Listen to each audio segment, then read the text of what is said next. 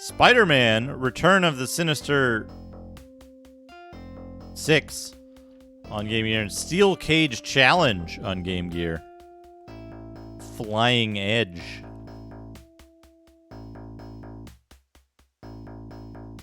Oh man, what do we got here? Say what? Overheard at Sega.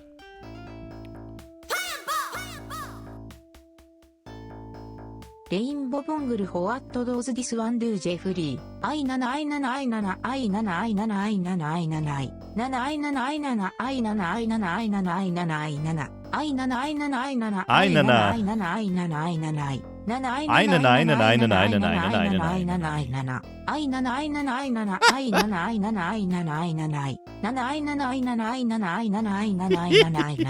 Hey Zinker, thank you for the 100 bits.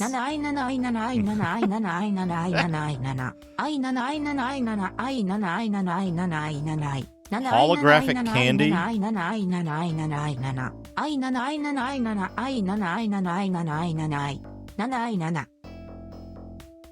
Oh man, we got a teaser here. If you think Sonic's been sitting on his spikes since the release of Sonic 2, you'd better think again. Sega Technical Institute, the people who brought you Sonic the Hedgehog 1 and 2, are working on something that's guaranteed to make your bumpers pop. Tron?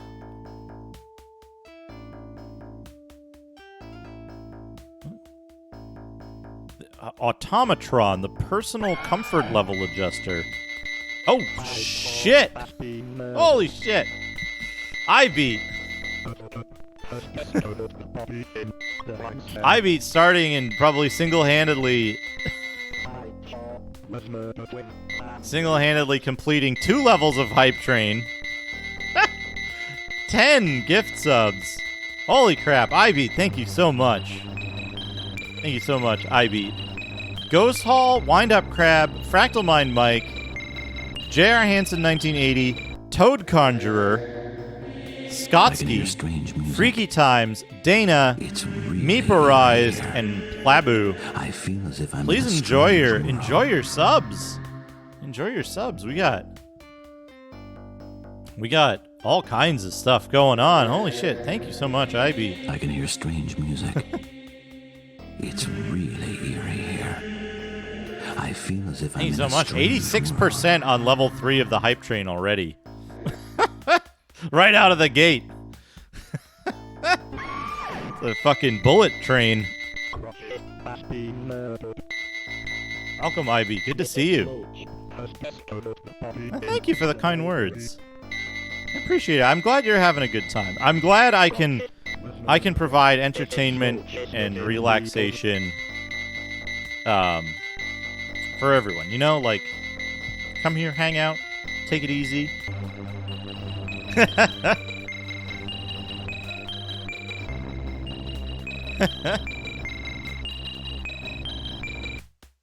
Line 2, Billy Bob. I saw it. It was huge. It was heading for lunch. It ate my poodle. Billy Bob's doing Duco again. It's an eerie, unsettled evening on the desert, boys and girls, in this town without pity. Here's City Without Sin. Chaos Magic Hype Train. Thank you for the 100 bits, Ultimo. Was anyone with you? Yes, sire. Oh shit! Level 3.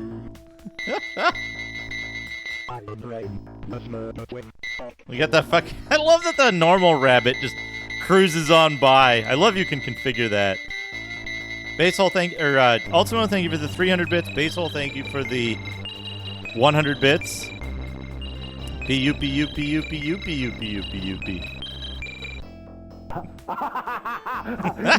We're gonna have alerts going for a while. Out shooting jackrabbits with his So what do we got?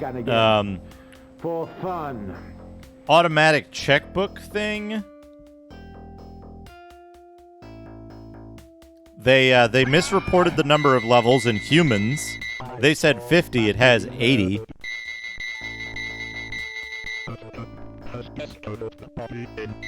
Oh, the Automatron changes lighting, temperature, and other stuff when people go to their desks and stuff.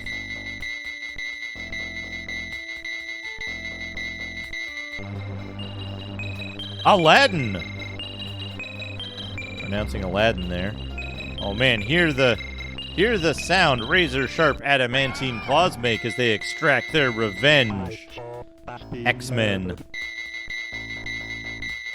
Oh, what's this? What's this? We're in fucking level 4 already.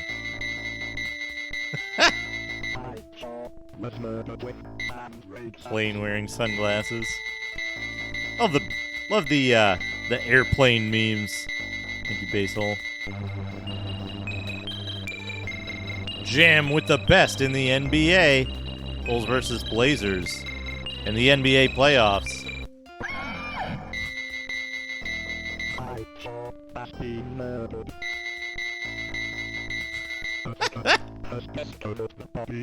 We're still in I beat subs, right?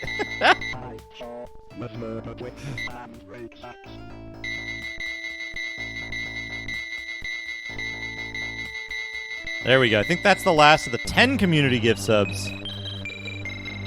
Plabu.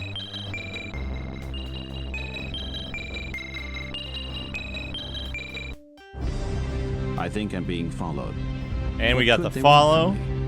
And we're going to have a bunch of cheers coming up from Ultimo and Basehole and Hayes. Coming up still. Welcome.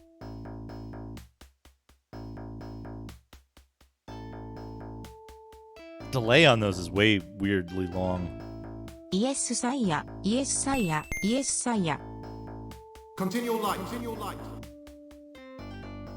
ピースマーク、ピースマーク、ピースマーク、ピースマーク、ピースマークピースマーク、ピースマーク、ピースマーク、ピースマーク。 Oh, that's great to ピース hear マーク in a pro arcade. That sounds like fun. ピースマーク、ピースマーク、ピースマーク、ピースマーク、ピースマーク、ピースマーク、ピースマーク、ピースマーク、ピースマーク、ピースマーク。Welcome. Oh, man. プププププププププ Oh, that...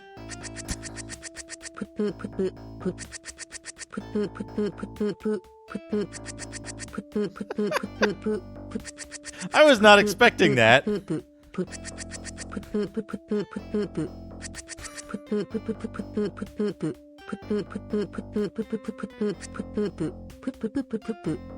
Light and ball. Light and ball. レインボボングルジェフリーマイ100ビッツワズライトビフォーザハイプートレイヌードーズザットミーンアイアイムノットオンザハイプートレイヌージェフリーアイベターメイクシュアーアイゲットエニュージャンクエモート Emoto.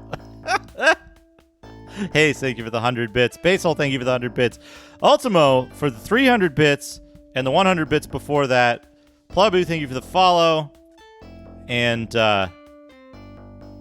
iBeat, thank you so much for the 10 Tier 1 community gift subs. Thank you, everyone. You're all so generous. What a wonderful community. I feel so thankful every day, you know, that folks have decided to come here and hang out and just be such good people to me. I appreciate that so much. Oh, shit. So, what do you guys need this stuff for anyway? Ghost Hall. 1,000 bits. And the high value alert. We're gonna plant a garden and fertilize it with the nitrogen. And if there's gophers, we're going to get them with a trap. If that doesn't work, we're gonna use the gopher gas. And if that doesn't work, we're gonna cement it all in and paint it green.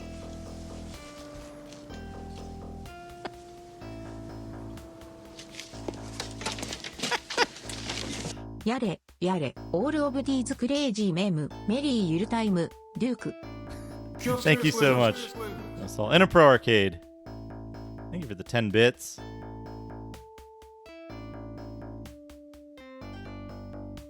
Thank you for the 10 bits in a Pro Arcade. Appreciate that. What did I get? I got a hype train emote. Oh, that's actually it's not the worst one. A little wizard dude with exclamation points. I don't know why it's a what emote, but whatever. We got some good questions in the mailbag here. Yo, Sega, is blast processing real or is it made up? It's real. and is already being used in a number of Sega games such as Sonic, Echo, Jurassic Park, and Kid Chameleon, among others. Without getting too technical, blast processing allows the Genesis to display one image while loading another into memory, something the SNES cannot do. Blast processing speeds up the action on the screen. Without it, Sonic would move about as fast as Mario. Oh, man.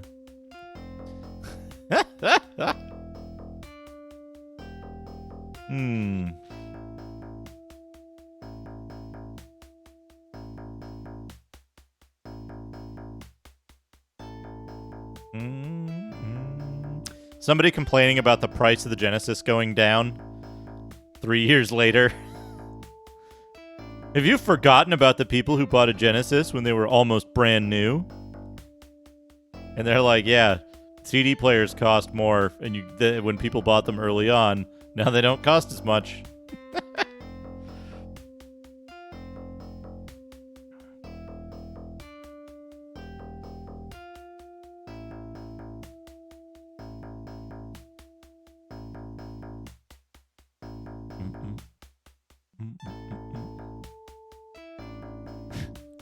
Yo, Sega! I just bought a Game Genie for my Sega Genesis, and it really blew my mind. I really like this thing. How does it change a game? Game Genie doesn't really change the game. It just interrupts the instructions that go from the cart to the Genesis and modifies them according to the codes you give it. For example, by giving the Game Genie the proper codes, you can modify the number of lives instruction to give you unlimited lives, or the jump height instruction to let you jump higher.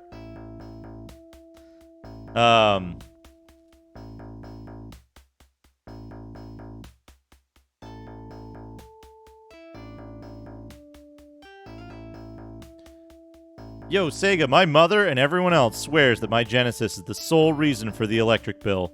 They believe it takes up so much energy. Will you please tell me so I can tell them about how much energy it uses and on the average how much it costs to use it?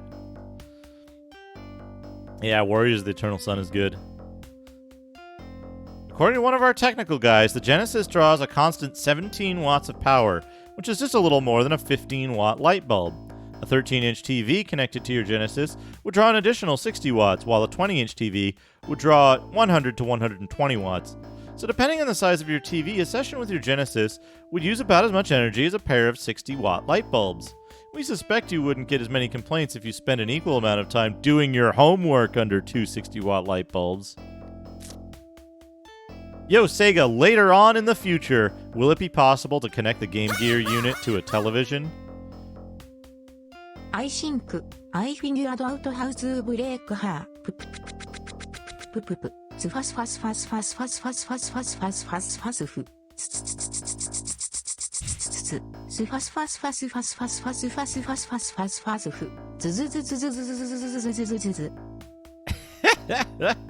Basehole, thank you for the 100 bits. That's pretty good. That's pretty good. I wonder if there's any odd phonemes. What's the word? In Japanese that you could exploit. Let's see. Later on in the future, will it be possible to connect the Game Gear unit to a television? That way, you could play a game on the Game Gear with the same control pad and watch the game graphics on the television. If it's not going to be done in the future, is it at all possible? What you're talking about is a Game Gear with video and audio output jacks, a device that presently exists only in the dreams of gamers like yourself. Although we have seen some modified Game Gears that can do this, Sega has no plans to market a Game Gear with this capability built in. It's a great idea, though, and one we'd like to see happen. Hey, they're different, Hayes. The Game Gear does have an expanded palette and is not backwards compatible with the Master System.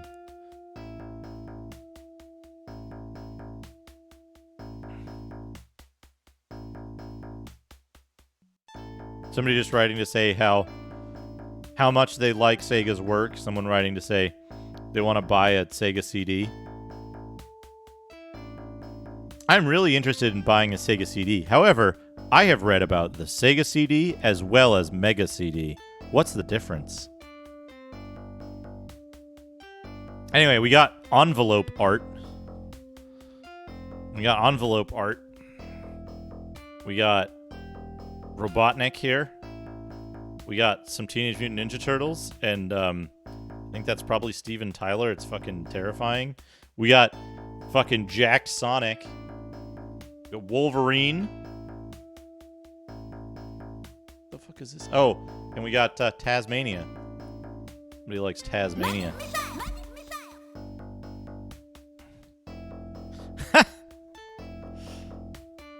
Hey, in a Pro Arcade, thank you for the 20 bits.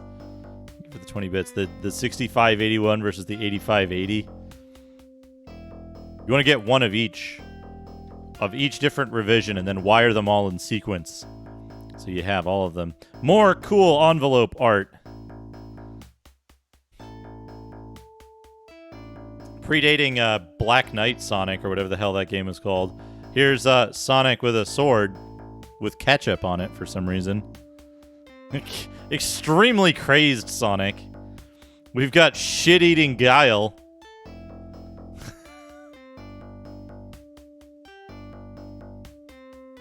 We've got Batman Sonic, and it's a DC Marvel crossover here.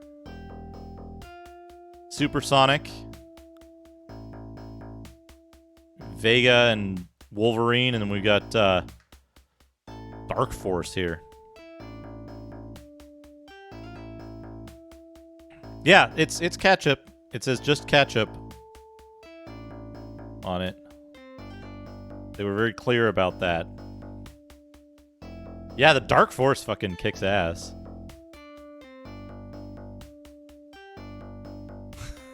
Fucking shit-eating Guile, though. Shit-eating Guile is fucking hilarious. Honest, it really is a cartridge game. Flashback. 12 meg. Comes with a free 14-page Marvel comic book. Oh man, Jurassic Park. They talk about all the shit in Jurassic Park. This is all like how to like all the secrets and shit. Dr. Grant's control pattern. Raptor's control pattern. Stun gun, tranquilizer darts, super darts, gas grenades, flash grenades. Maps of the levels. And then this, they give this whole fucking thing, this whole like making of article. They were pushing Jurassic Park really hard at this time. They wanted it to be the next TMNT of the system.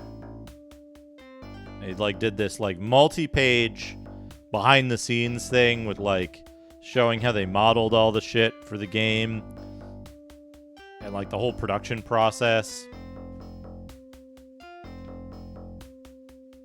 Lightning bolt. Lightning bolt.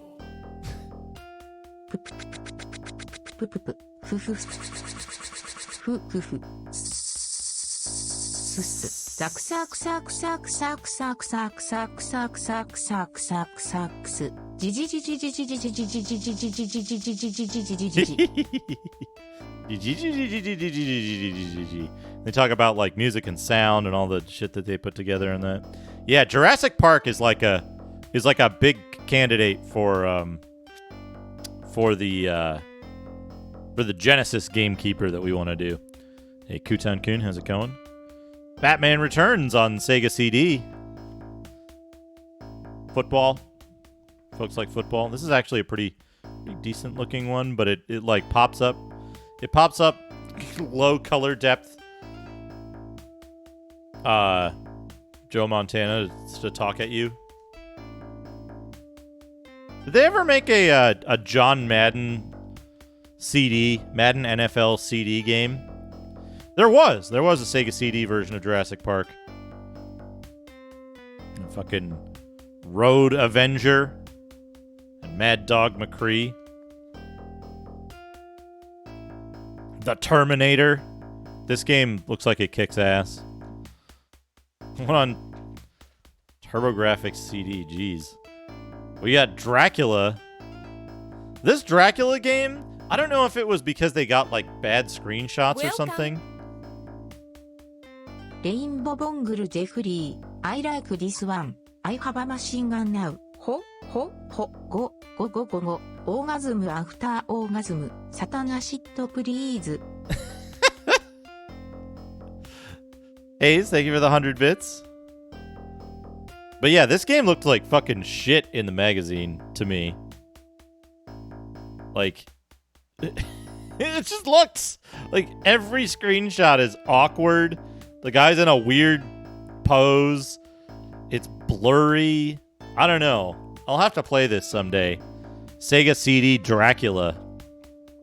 Oh man. Oh man. Who likes dolphins? Who likes dolphins? It's Echo the Dolphin on Sega CD. And then Final Fight CD, which always seemed an inferior version to me as well. Play it if you dare. Yeah, that's a reasonable statement. I'm B.O.B. and this is my G.U.N. And also they show like the different animations and stuff. Space Funky Bob was kind of cool.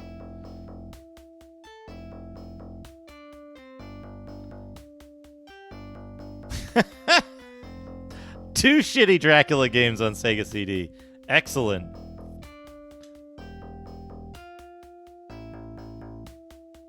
Fucking Echo. They pushed Echo so hard. I rented it once and was like, this game fucking sucks. Yeah, Bob was ported to like every system.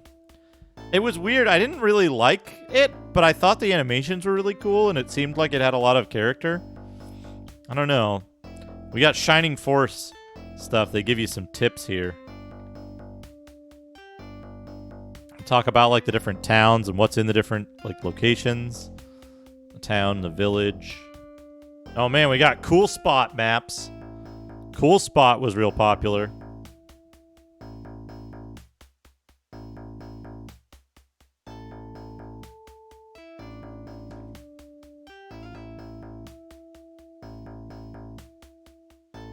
Oh man, we got another fucking... I like how they laid the level maps out, like with just the line drawn. Here's how you fucking go through it. Here's how you go through the level. And like some of this shit, like there are blind jumps everywhere and shit. Jungle Strike. We got Jungle Strike with the cool... I love the little pixel art in the Strike games. Like that little, like... Can you imagine making... Oh, dude, you know what would be so fucking cool? Make a Genesis city building game using ripped assets from the Strike games. How cool would that be? How fucking cool would that be?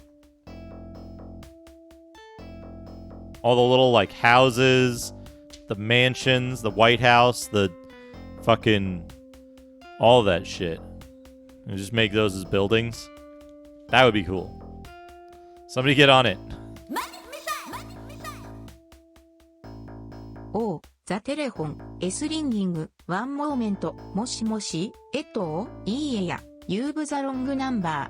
Your wife isn't here. 何? You want me to be your wife. あらあらライターは。Ghost Hall, thank you for the 250 bits.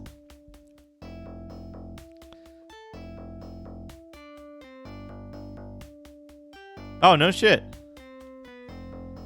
That's pretty cool, Spec Chumpster. Whoa, hey. This magazine's starting to fall apart a little bit. You got MiG-29 fighter pilot. 3D flight sim on the Genesis is always a good time. We've got F-15 Strike Eagle 2, another 3D flight sim on the Genesis. We've got this horrible thing. Folks, I think Pugsy might be the most disgusting character of a like well-known mainstream video game of all time. I hate Pugsy so much.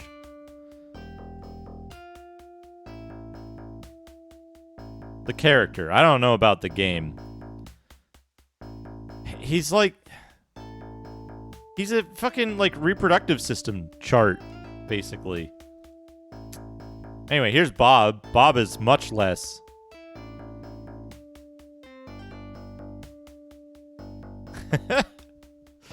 Thank you, Ghostal. I appreciate it, you know? We got Bob. Oh man, Rocket Knight Adventures. Of all these games, right? Rocket Knight Adventures is like kind of a footnote. I think it might be the last game in the review section. Last game in the review section, preview section or whatever. The screenshots look like shit. Anyone ever tells you like, oh hey, you're supposed to play the Genesis on NTSC. It looks better that way. Look at this fucking shit. They put this in a magazine and they thought this was okay. Look how fucked that looks. Yo, fuck NTSC. This looks like shit. Fuck Composite. This game looks like shit through this process, right? It's blurry. The colors are washed out. Rocket Knight is a fantastic game. It looks so good. It looks so good, right?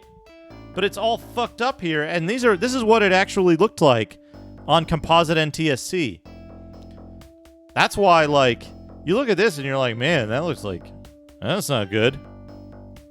And, like, the shit that was from the NES on RGB capture looked fantastic. Fantastic in image form. This looks like shit. And, I think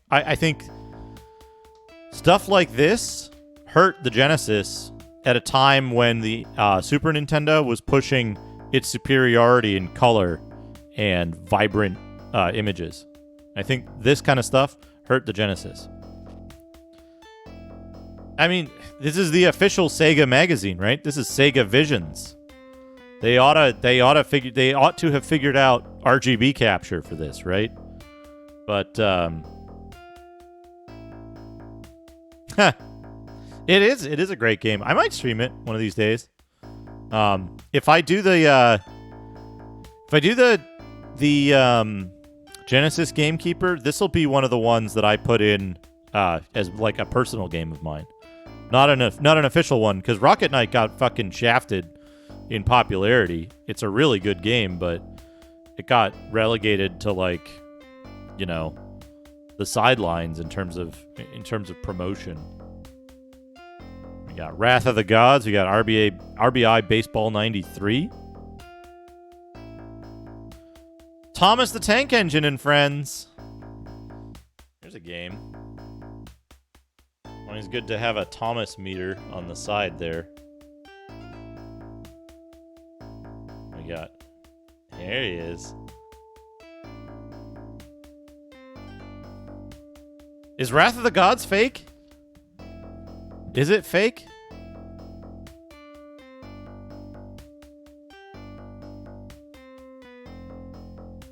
Is it fake? I thought this came out for some reason.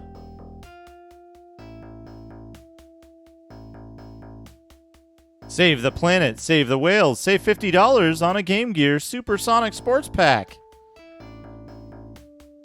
Not on Genesis. Interesting. Oh, and then here's Bram Stoker's Dracula. I saw this is a Game Gear version. I saw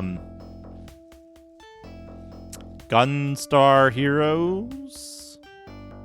Gunstar Hero? There's like 4 Gunstars. I saw one of the Gunstars.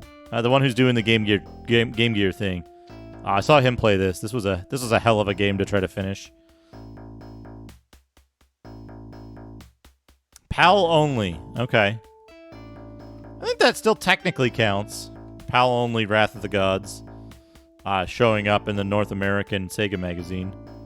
We got Tengen World Cup Soccer and Hook. Yeah, there you go. 2 Tribes, Populous 2. Interesting. We got Jeopardy with nonplussed Alex Trebek in NTSC composite. Look on Genesis versus SNES version. Wasn't one of them like a beat 'em up and the other one was a platformer? Yeah, Game Gear digitized Alex Trebek. Cool Spot. 2-page ad for Cool Spot. Oh man, look. Fucking Sonic is dead. Robotnik has killed Sonic the Hedgehog. He is dead.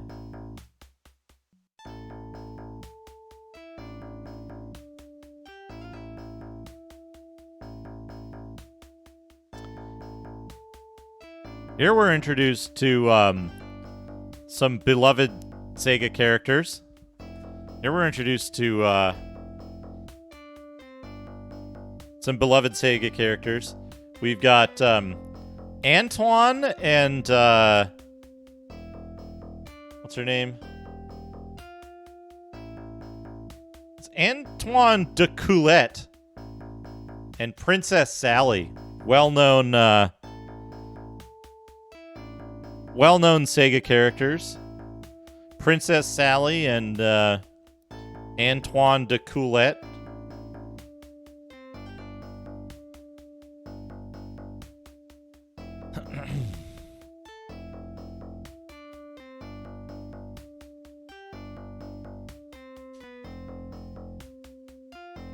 Gasp, look, save yourselves!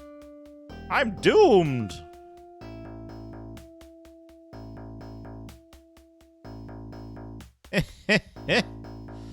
Games on tap. Holy shit, you can get Altered Beast, Afterburner 2.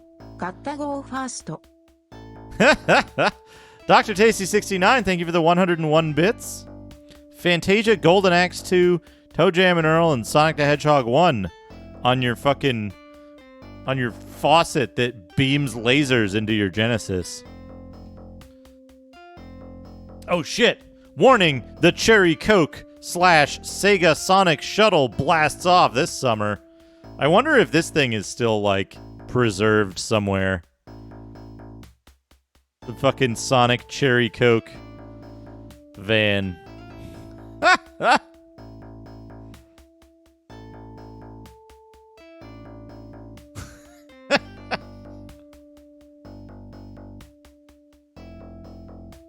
I wonder what that's worth today, if it's on the market. Oh man, behind the scenes, Chakan the Forever Man. Look at this. Look at this. Holy shit. We get some cool ass fucking art down here. Fucking Chakan line art. And a dude with a fucking chainsword down here.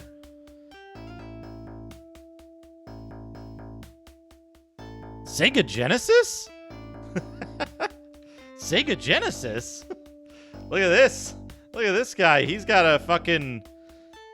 Is that a fucking cardboard stand-up of Green Dog, the beach surfer dude? Yeah, Green Dog concept art.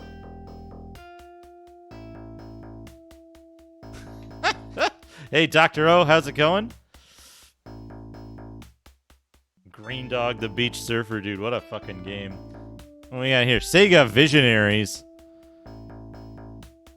This is all the passwords and, like... People got lazy with their tips, and they're just like, here's a password for the game. Totally Sonic. Trading cards and stickers. Sonic video game gloves.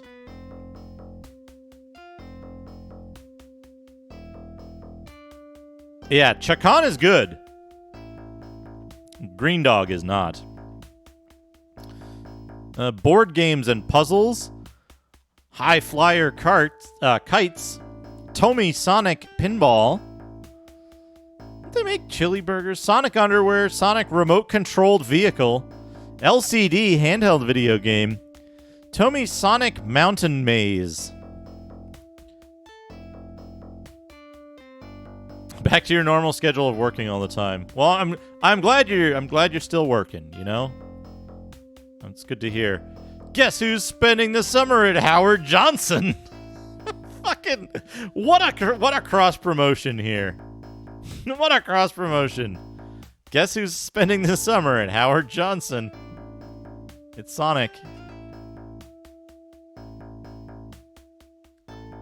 Fast Takes, LaRussa Baseball, Hook, King of the Monsters, Bulls vs. Blazers, Toys, Journey from Darkness, Strider Returns. 70, 68, 73, 66, 68. Journey from Darkness, Strider Returns. Got pretty decent marks. Higher than Toys. LaRussa Baseball. Hey, Night Sprites.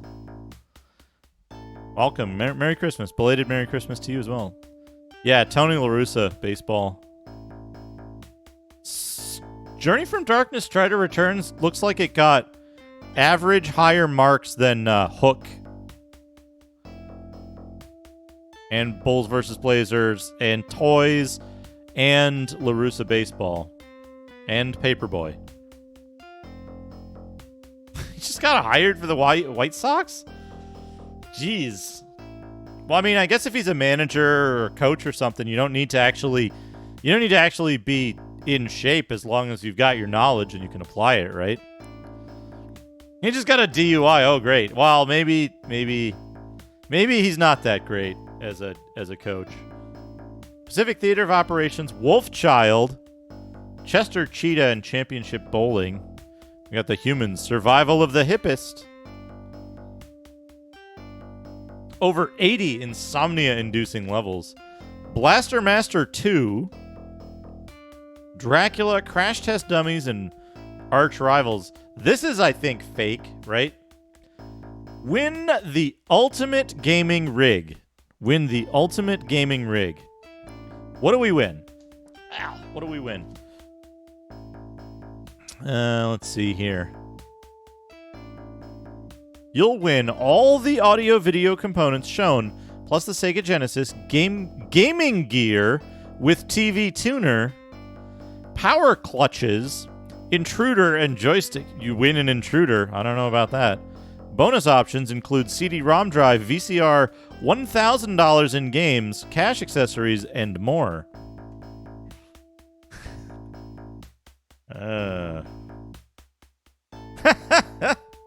Do you know who I am? Have you played LaRussa Baseball on Sega Genesis? Let's see. Computer gaming contest. Win a 50 megahertz 486 with 17-inch SVGA monitor, 8 meg RAM, 340 meg hard drive monster machine, upgraded to 586 66 megahertz at your option.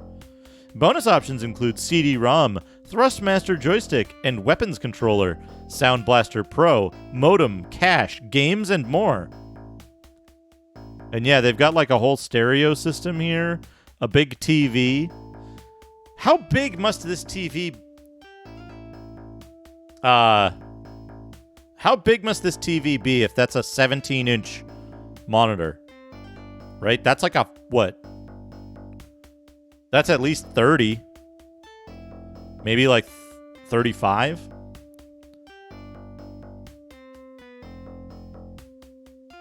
It doesn't look like a tube TV, though. It looks like a projection TV, which you shouldn't be playing video games on anyway, right?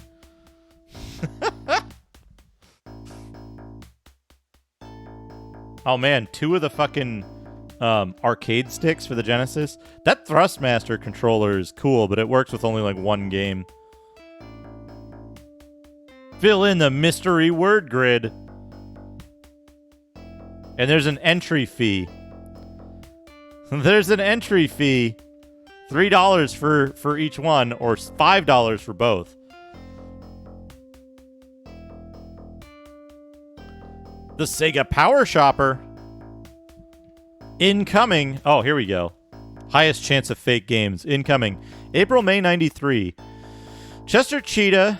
Cool Spot. King of Monsters. Out of This World. Elemental Master. Amazing Tennis. Bulls vs. Blazers. And the RBI Baseball 93. Game Gear. Spider-Man. Return of the Sinister Six. Mickey Mouse. Land of Illusion. Sega CD, Batman Returns, Dracula, Time Gal, Final Fight, Rise of the Dragon, Sherlock Holmes, Afterburner 3. Those are all real, I'm pretty sure. Let's see. June 93. Genesis, Bob, Blaster Master,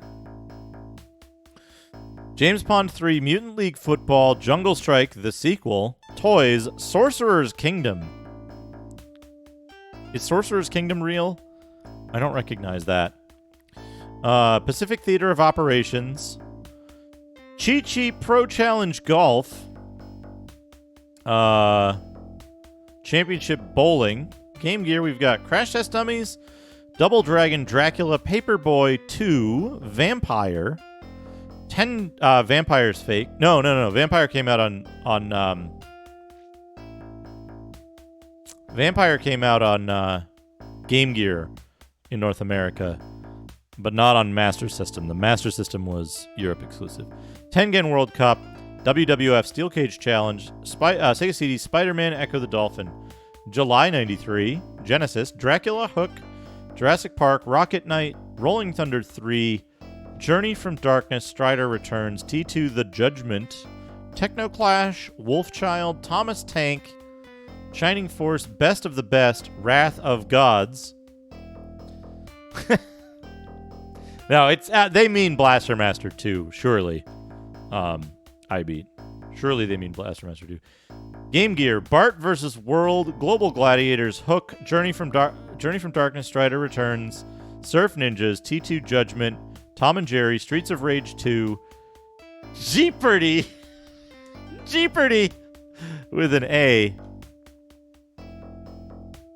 The Humans, Wheel of Fortune, Terminator, or Sega CD, Terminator, Young Indiana Jones, and Thunderhawk. Which one's the fake?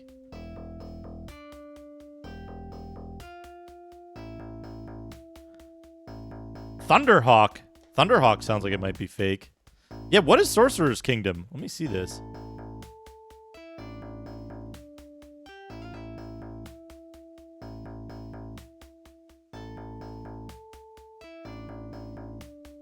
Yo, this looks sick. Why didn't I not know about this game? What is this shit?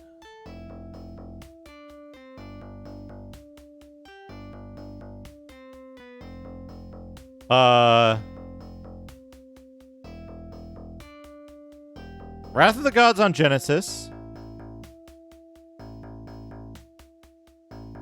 Where did I say Young Indiana Jones?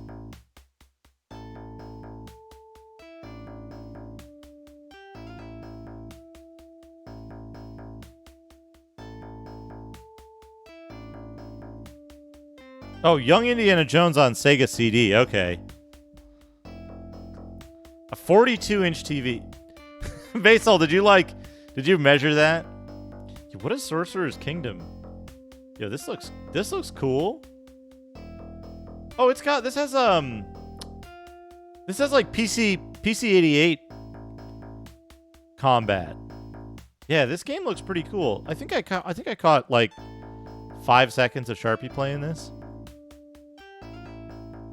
42-inch TV. That's gotta be projection, right? Has to be. TV that large. So wait, Young Indiana Jones. Whoop. Also, hold on. We gotta see this.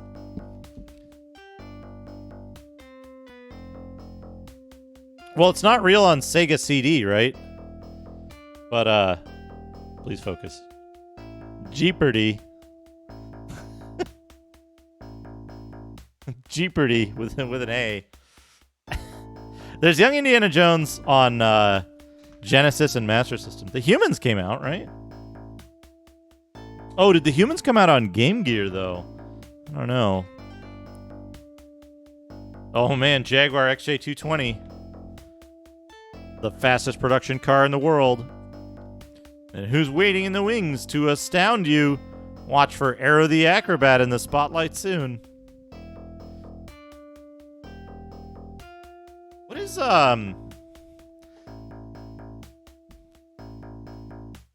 What is, Thunderhawk on Sega CD?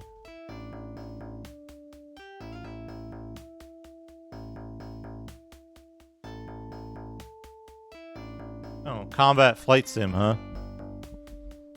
Interesting. Well, there, we got our fake games right there at the end. There we go. That's a magazine, and we got a real software for Shadrock now too. That's been backed up. Let me see if I got a Sega game that we can look at.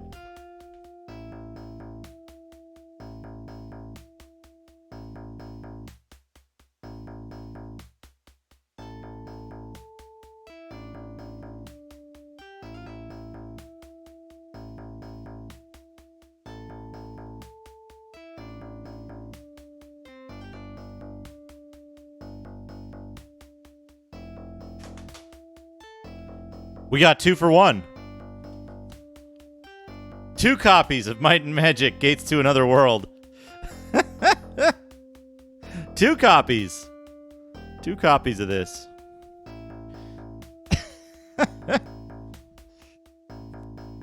So, this one's interesting. I love this game. I think this game is fantastic. I think this is maybe the best version of the game available.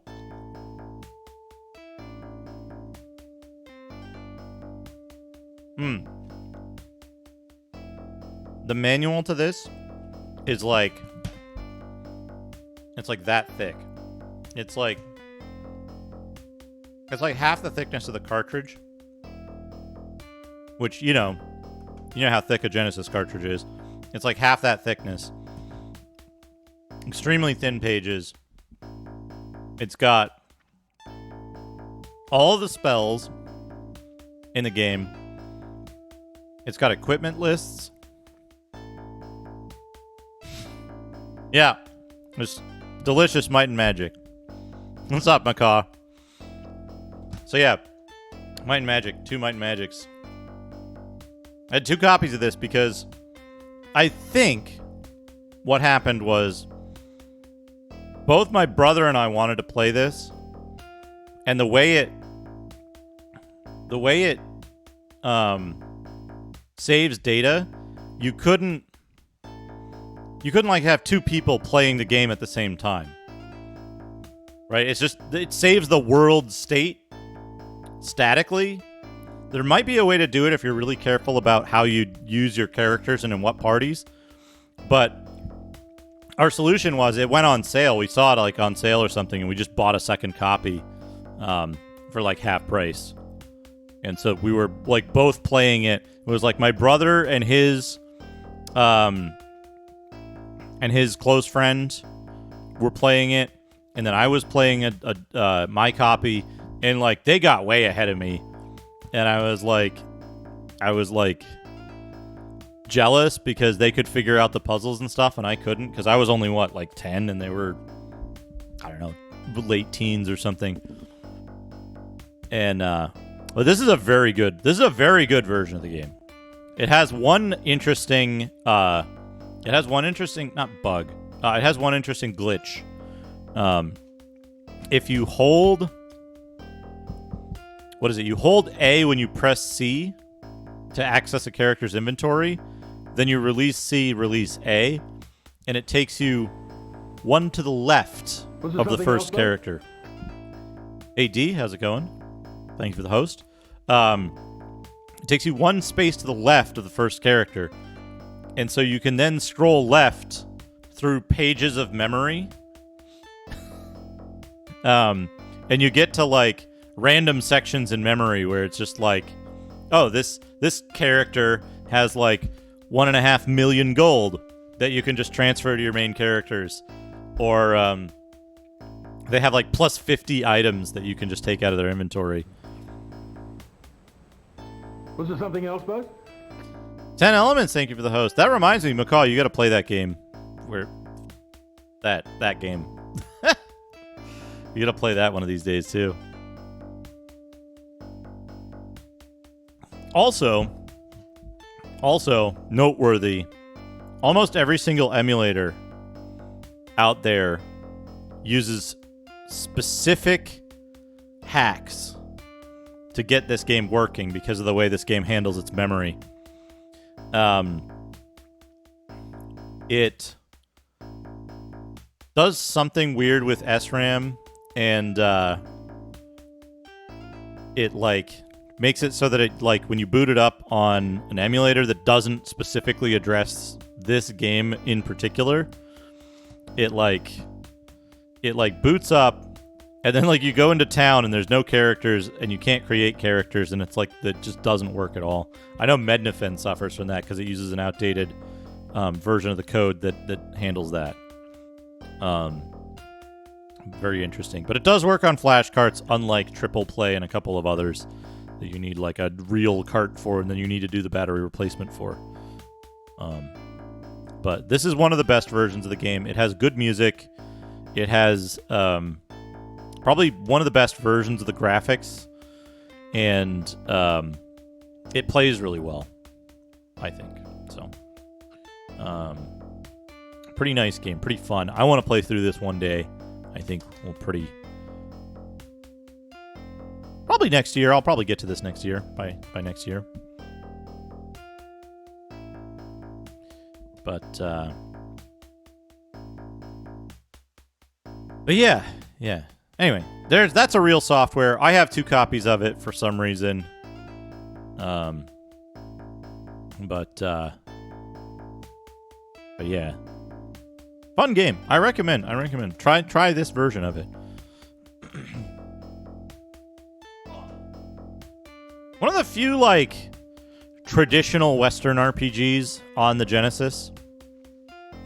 They had I think the Sega CD version. They had Might and Magic 3, but Sega CD Might and Magic 3 is no good. Don't play that one. Yeah, don't play 3 on the Genesis. Play 3 on DOS, Amiga, or Mac. I think that's where you want to play Might and Magic 3. There's also a PC Engine CD version of 3, which looks like shit too. Oh, Ultimo wants to look at a doodad. Let's find a doodad.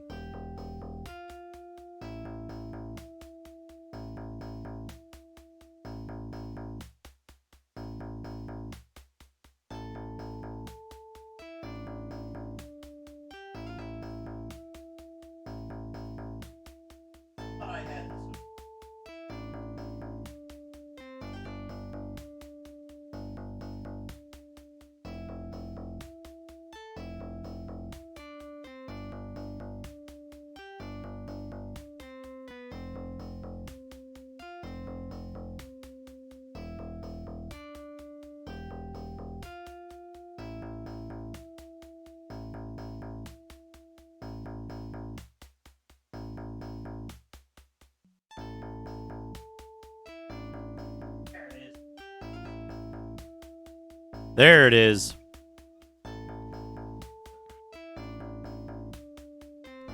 Here's a doodad.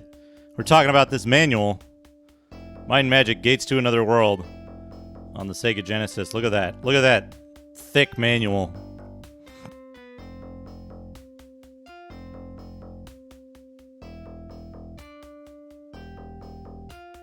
Any version of Zine? That's an interesting question. I don't know. Yeah, Might and Magic Gates to Another World, the manual. And then we've got an advertisement for Starflight on the back with the cool alien race portraits.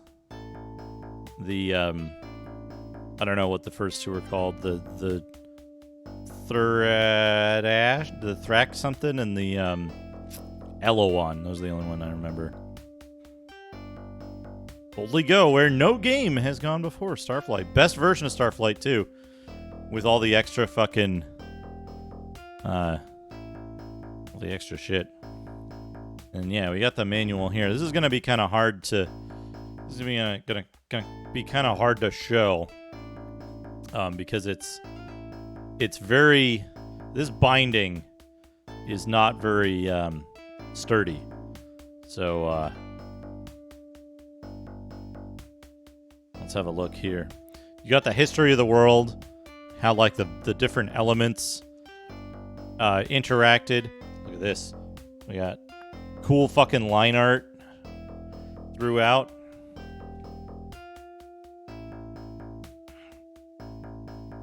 Somewhere in here. We got the classes. The robber, the paladin, the cleric, the archer, the barbarian, the knight and the ninja. The sorcerer. And then a couple pages later, I think, we've got all the different races. Half-orc, gnome, elf, dwarf, and human. That's a good elf.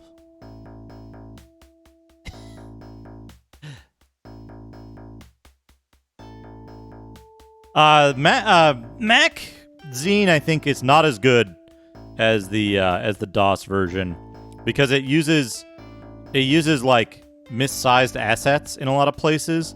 So you'll go into like somebody's bedroom and there'll be this teensy tiny bed. Then it looks completely out of place. The sound is also a little messed up on Mac for the music. And these two dudes in like padded armor bashing each other, stabbing at each other. Yeah, the art in here is really good. They tell you about how to do all the things. They tell you what all the secondary skills do. Here's a dude getting resurrected. You got to be real careful. I can't open this too far or it'll start to split, but this dude getting resurrected.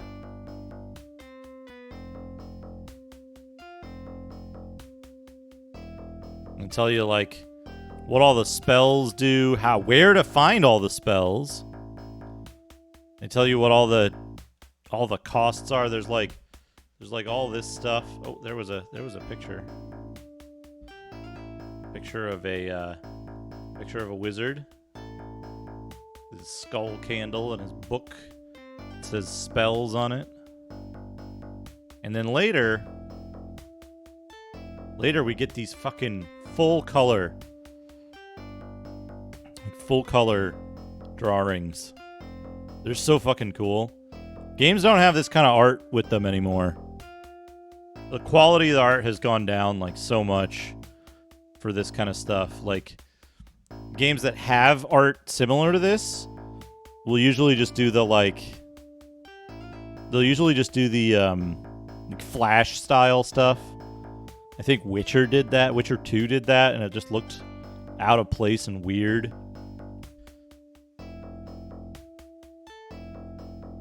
But, like, I don't know if they just, maybe they just licensed some art that wasn't specific to the game.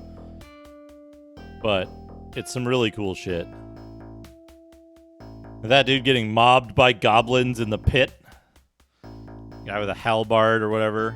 I guess it's, halberd is just standing there. Like, fuck that. I ain't getting involved. A dungeon. Some rats.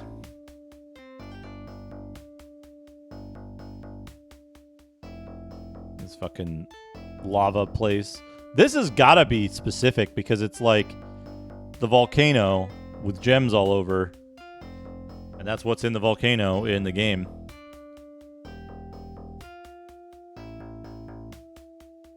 The lizard fucking stalking around, dino stalking around in the ice caves. Mystery. Hey, guess who?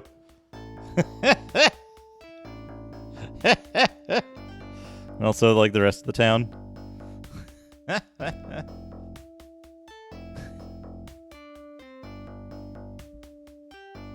This is probably a reference to the city Atlantium, which is all Greek themed. It has statues all over the place. Just like, I fucking love this like style of art. It's just so well done. Got spoiled by game manuals of the late 80s and early 90s. Okay, towers. The two towers of the wizards, Yibmug and Yekop. Gumby and Pokey.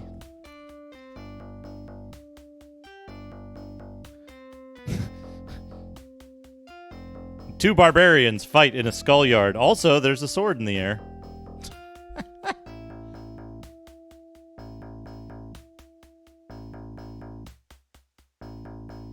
Yeah, I love it. The line work on this stuff is fantastic. The inking and stuff.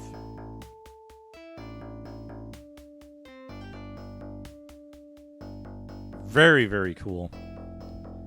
And the like almost watercolor quality of the other stuff. And then in the back of the manual, probably see this here, yeah. I don't think it does have much screen flashing, Sable Antelope. Like it doesn't really have any effects on screen most of the time. The only thing I'm trying to think is like maybe like I don't think area transitions do. I don't think any of the effects when like a trap triggers or anything does. I'm certain there isn't any in combat.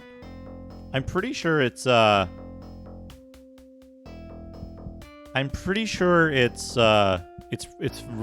safe. But I know both Sharpie and Goaty have played through it, so their VODs I might be able to look through and see. But yeah, we've got maps. There's maps to every location in the game. Maps. And then there's even art stuffed in here.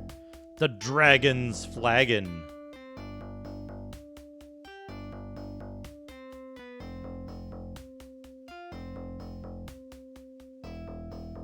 The Rogue's Inn.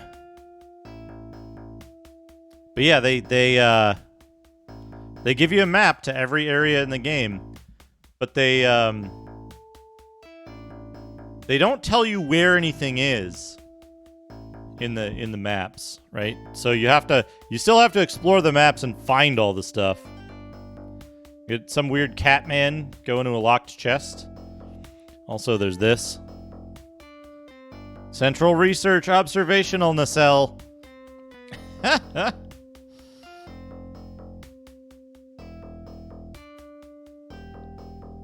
Some cool pictures of weapons and armor here.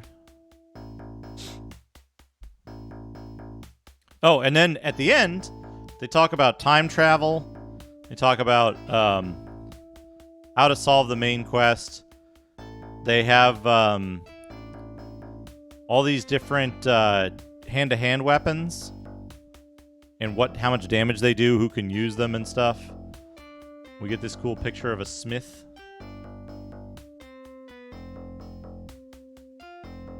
Yeah. Yeah. Mooware. Thank you for 2 months of murder.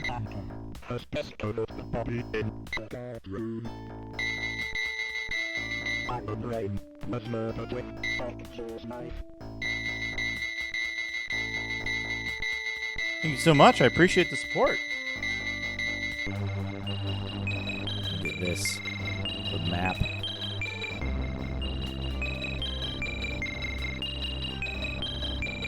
Dudas, Duke Dobic.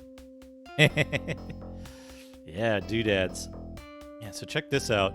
On the map, there's all these little details and like stuff like the beetle and the snake and the little house there and the volcanoes and the wyvern up there and the orc hiding in the hills. And you can see right next to my my middle finger there's a vertical mountain range, and there's like picture of a picture of a sword hidden in the mountain range. There's also a black and white checkered sword near the town at the bottom right there.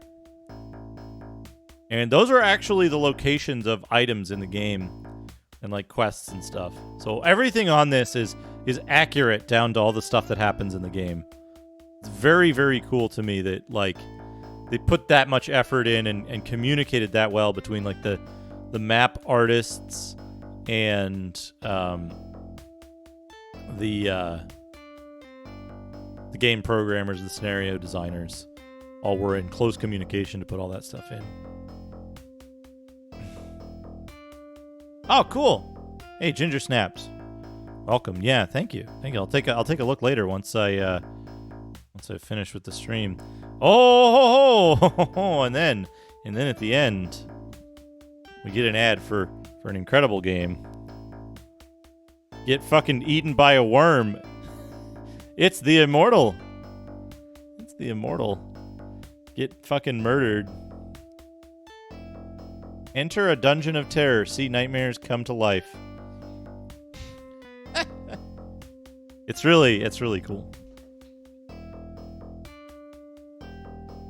There you go. That is the manual to Might and Magic: Gates to Another World. Very good game on the Genesis. I'm a big fan of it. I will play it one of these days.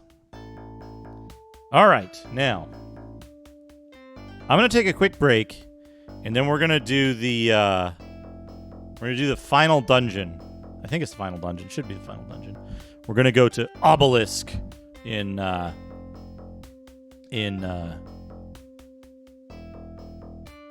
Breath of Fire.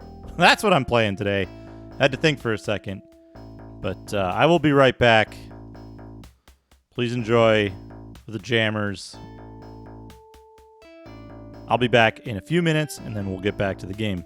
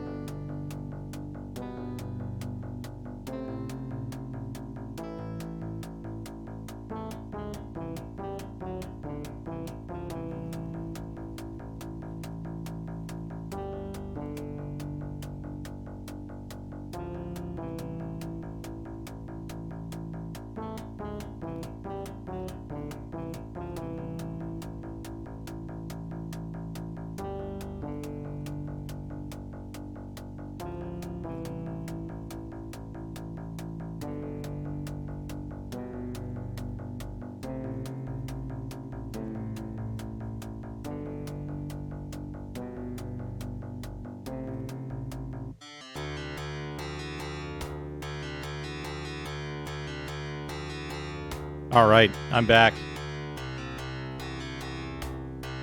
I'm back, ready for the game. Let me just double check that I didn't mess this up. Okay, that's good.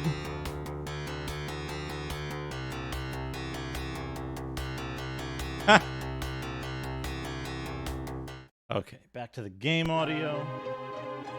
So I made two types of cookies. I made these peanut butter cookies with peanut butter M&Ms in them, and then these, which are more of what you'd call a biscuit, little peanut butter crisscross cookies, which are also good.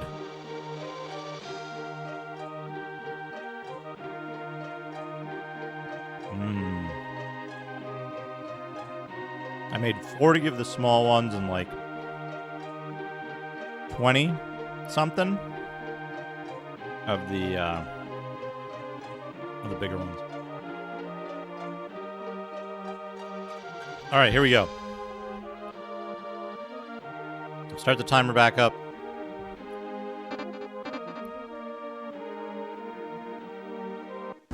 I made them from scratch. Made them from scratch. It's a recipe that's in the Better Homes and Gardens cookbook that I've had for a long time. It's the same cookbook that my mother used. Once upon a time, a blue-eyed boy from the old Spec West Chumster, learned one of thank you for the life's Prime sub. greatest lessons, that evil was bigger than his gun. So he followed the footsteps of a mysterious master to the Far East, where he learned the secrets of the sword and came back home with the heart of a gunman and the soul of a samurai.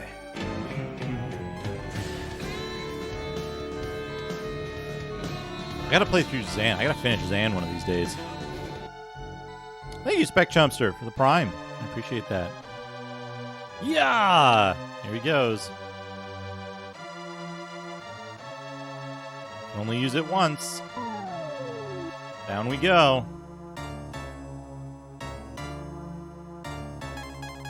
And it's another one of these dungeons, it looks like. But yeah, hey Mora, thank you for the good luck.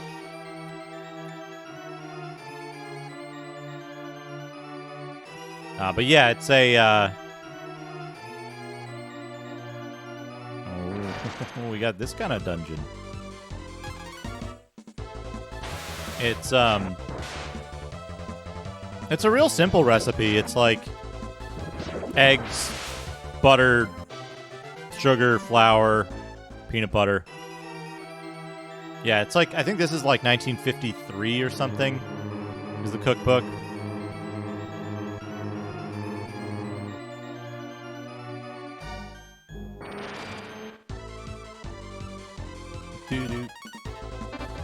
Blazex.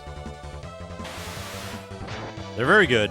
They're very good. It's nice because, like, the recipe says it makes 8 dozen. Oh, it just kills. That's Blazex. I gotta actually take seriously. It says it makes 8 dozen, but if you make them at this size, like the biscuit size, like this is what it tells you to do in terms of size. It makes like, I made what? I made 70 of these before. I made 105, I think. No, I made 108 of these, the little biscuit-sized ones.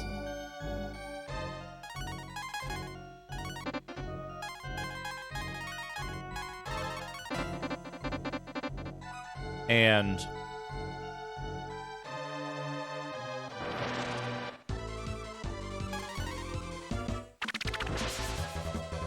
I made 108 of those, plus like 20-something cookies that are like 3 times or 4 times the size. So, well, you work in a bakery. Don't cook it all at home. I love cooking and baking and all that kind of stuff. The only thing I don't like the mess. I don't like cleaning up. I don't like having to clean up afterwards.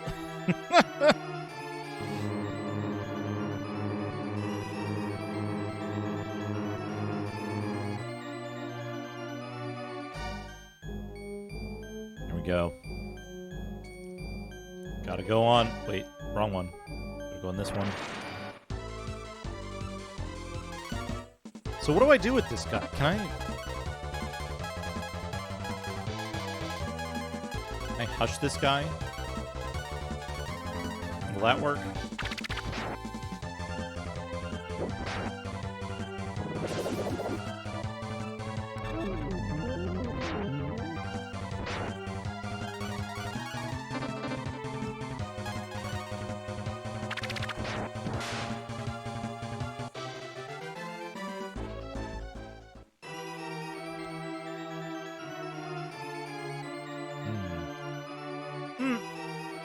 You know, D,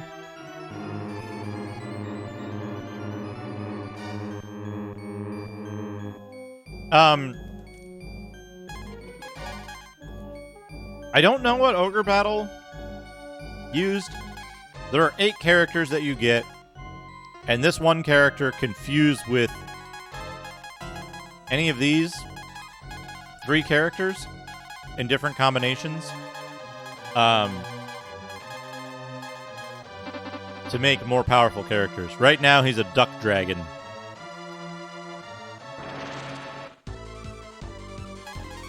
Right now, he's that duck dragon named Puka, who is extremely powerful. Okay, yeah. Not Ogre Battle at all, then, yeah. It does have some interesting mechanics, though. And,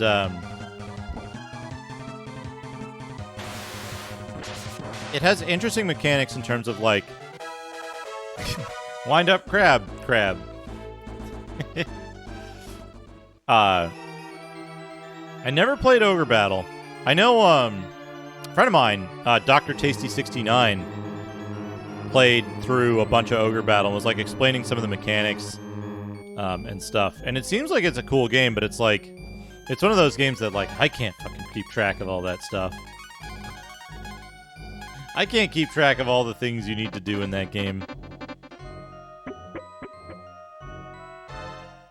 But yeah, it seems good. It seems cool. It's got to be the long one, right? The short... Oh, no. It isn't.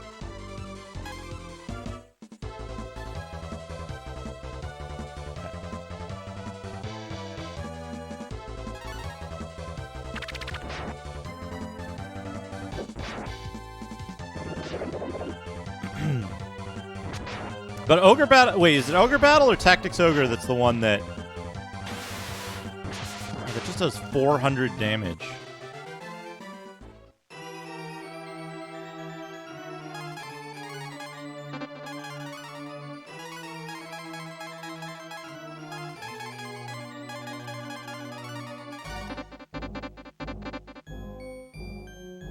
Oh, yeah, I was starting to say about... cooking and baking, right? Baking is a science. If you do exactly what it says to do, you can make almost any recipe without, like...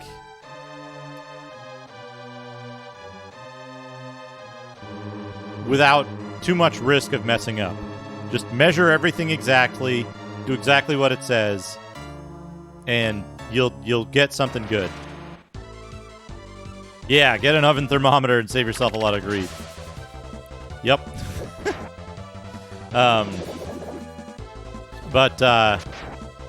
Even... Here's the thing. Here's what I say. If you don't want to worry about recipes and stuff, or, I mean, sorry, ratios and stuff, all you do is you follow the recipe exactly. Don't change it at all, right? And you'll get something. You'll get something all right. You'll get something decent. You know, worst case scenario, you time it a little poorly. Your oven's off in temperature a little bit. You get something a little overcooked, or whatever. Not the end of the world, right? You still get something that's edible and reasonable. The biggest thing that trips me up with baking is oh, I guess we fight this guy.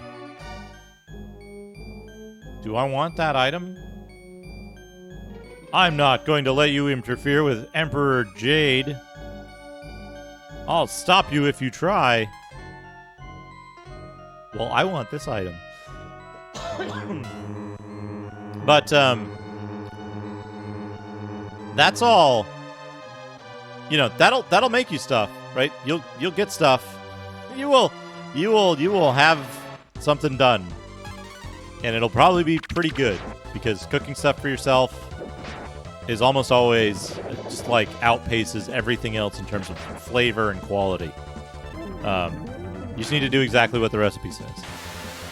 It gets more difficult when you're talking about like cooking stuff that requires like specific techniques. And in that case, it's like, it's practice, right? It's just down to practice, because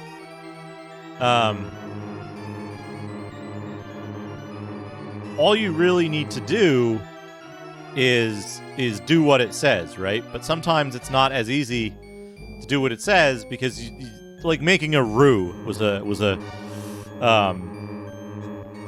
topic that came up recently, right? I think it was on Mr. Radon's channel. But oh, right. It was the fluffy omelet with cheese sauce. And the cheese sauce was white sauce with cheese in it, basically. But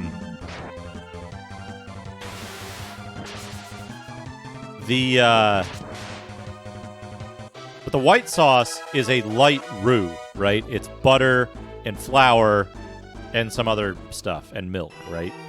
So, making a roux is not as easy as it's not as easy as like measuring some ingredients, putting it in the oven, and then leaving it be, right? But the thing is that the technique for making a roux without like screwing it up is... Oh shit, he used Devastat. Oh, Devastat's not that good. The key to making a roux without messing it up is you gotta be constantly stirring it with a whisk, right? And you add the flour slowly. You take Flameher. He's never coming out of that. He's never coming out of that fusion. Wait, do I need to take him out of the fusion? Does anyone know this game? Is it necessary to use Mega Dragon on like the end boss or something? Right. Don't add everything at once. You need to do it bit by bit. And that's hard, right? How much to add, how quickly to add it. If you cook it too long while you're adding stuff, you also, you risk making too dark of a roux, right? So you need to do it at a certain speed. That stuff just takes practice, and that's really it, right?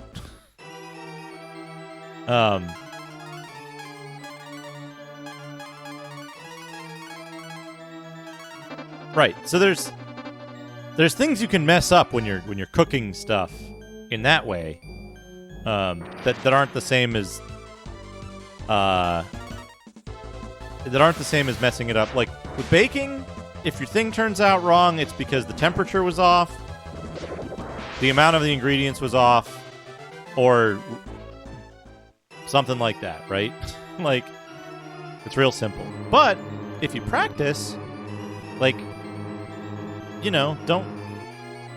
don't make anything like, don't cook anything critical. Don't go to cook your last, your last $10 to buy something that's like difficult to cook. Just stick with safe stuff.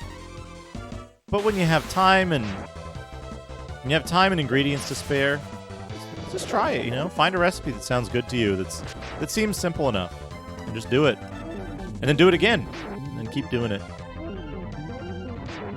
That's how I got... Oh, we paralyzed him. Good.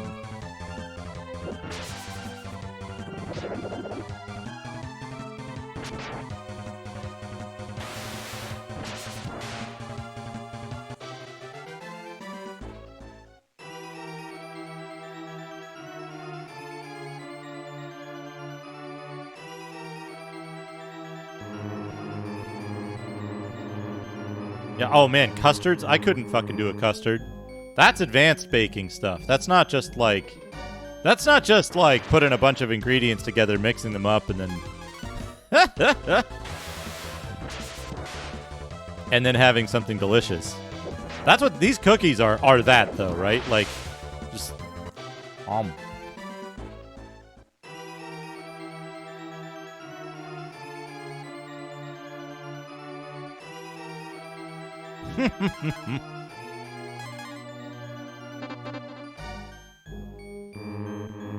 Also, the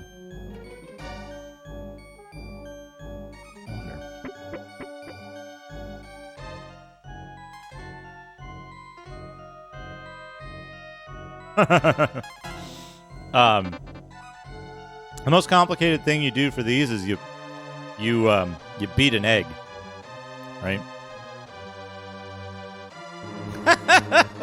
Hey, Helical.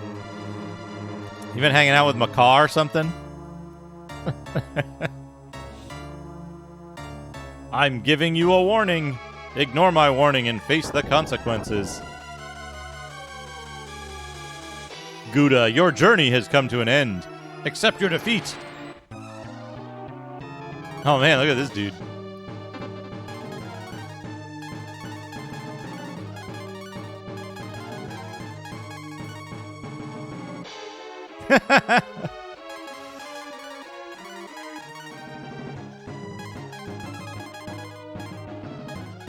Nova X on him.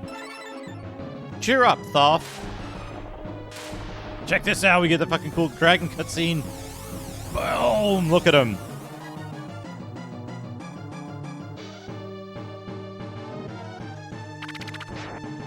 I mean, Hellman's is better than Miracle Whip. Miracle Whip isn't even fucking mayonnaise, is it? It's like something else.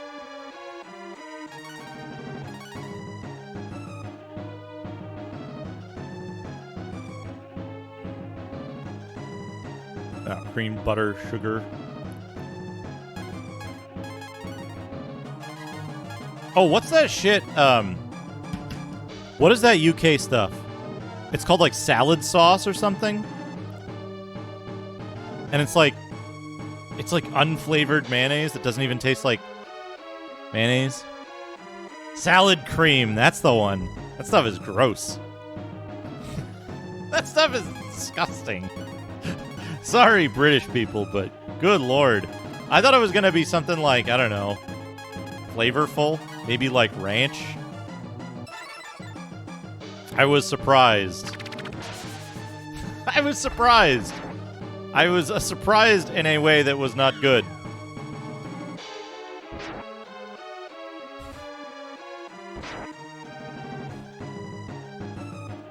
It's like if ranch didn't have any flavoring in it. Basically, is what I got from it.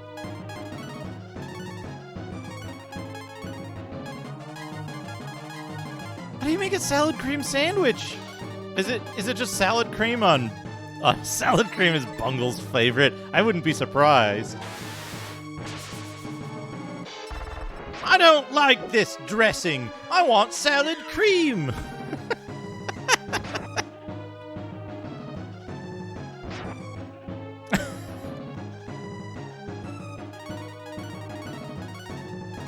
I didn't like blue cheese too much as a kid, but I warmed up to it.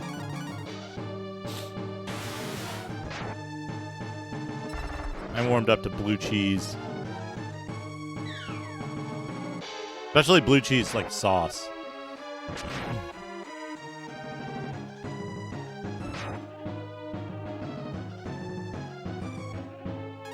Oh, can I use Flame Hammer?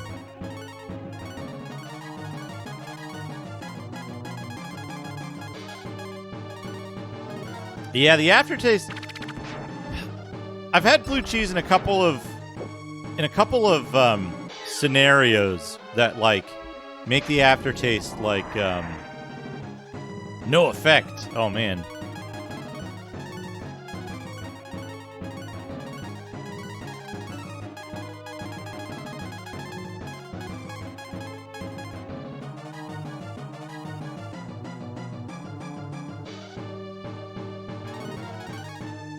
Yeah, like blue cheese dressing is really good. There was this like iceberg wedge salad at this one steakhouse that I would go to on lunch sometimes.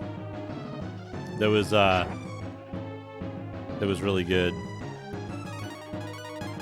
That had like the blue cheese sauce on it, but it was like almost solid because it had so much blue cheese in it.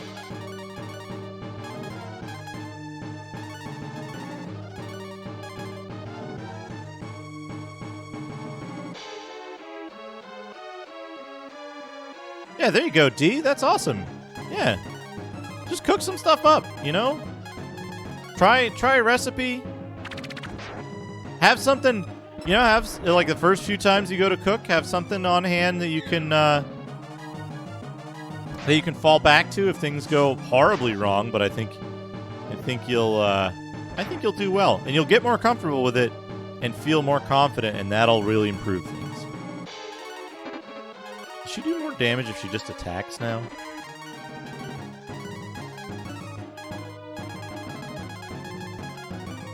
Yeah, I was scared of cooking at first, but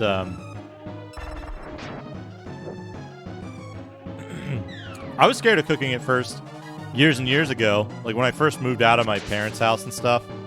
But then it turns out it's not that bad. It's not that bad.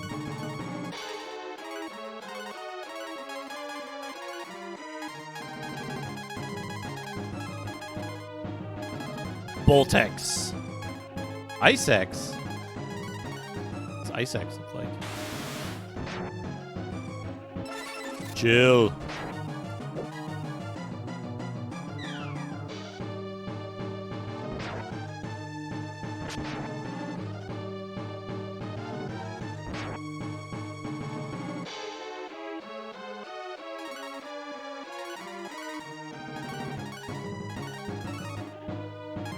You know what? You know what? You know what I cooked for the first time successfully?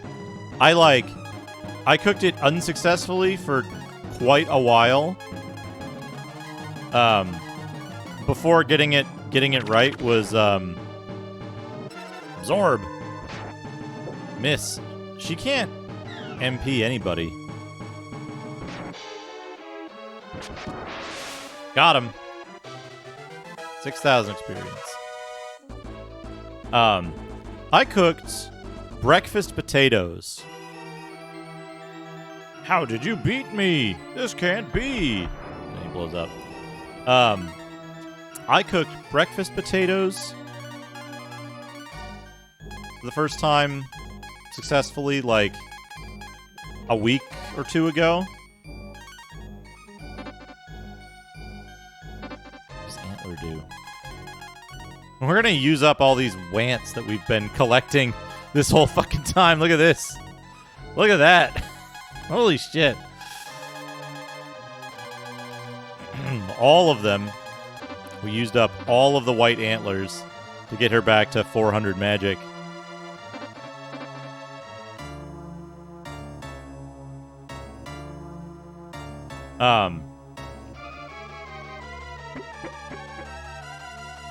Oh no, there's more dungeon?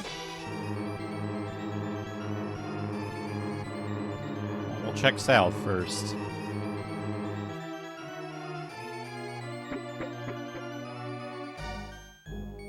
Oh, there's a heart.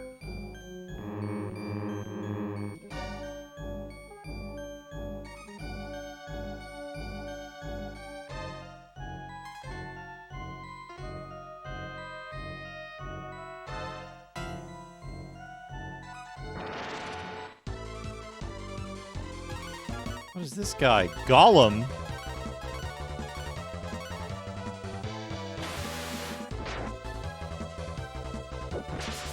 He's got a lot of hit points.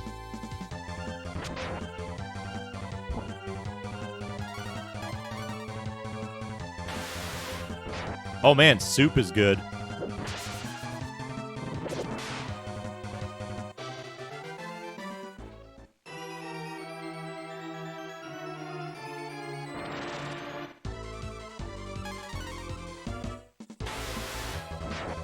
Oh man, that sounds delicious, Dana. I had, what was I saying? Oh, breakfast potatoes. So I made breakfast burritos, and I filled them with egg and beef bacon and potatoes, like breakfast potatoes. So so hash browns, home fries, any of that stuff where it's pan-fried potatoes with, like, salt, pepper, rosemary, and, like, I don't know, various different stuff that might go in there.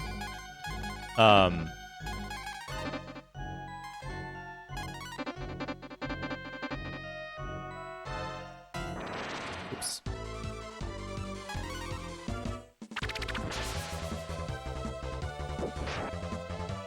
Yeah, I had really good gnocchi before. at a place in Arizona. Incredibly good. So, what I needed to do, here's what I did, IB. I made the potatoes into cubes, rinsed them, and then, what are these guys? Gargoyles. I think I'm being followed. What could they want from Beard me? Patroller, thank you for the follow. I cut them into cubes, rinsed them, and then parboiled them before pan frying them. But they were otherwise fresh potatoes, yeah. I've heard that, like, for hash browns, you want to shred the potatoes. Something else, Buzz? Abs, thank you for the host. I eat sweet potato often, but I don't use it for cooking often. Because I like sweet potatoes because you know what you can do with sweet potatoes? You can just oh, this is a huge maze. This is labyrinthine, this area. Oh, interesting. Oh man, Ruga.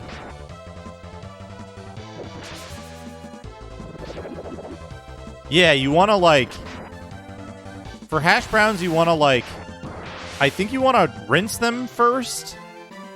And, you want to rinse them first, and then you want to, like, dry them out as much as possible.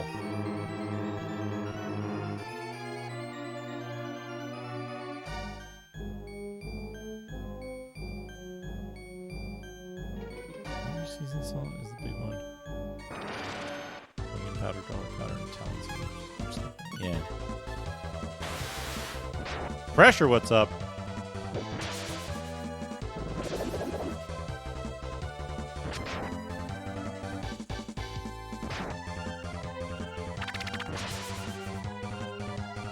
Oh, right, I was saying sweet potatoes. I eat a lot of sweet potatoes because you know what you can do with sweet potatoes?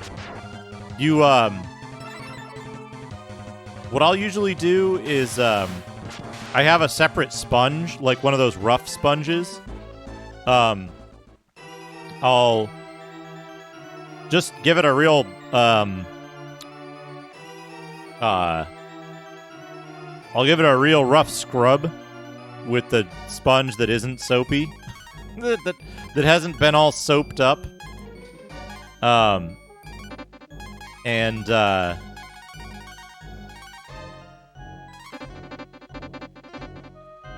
I'll, like, cut any of the,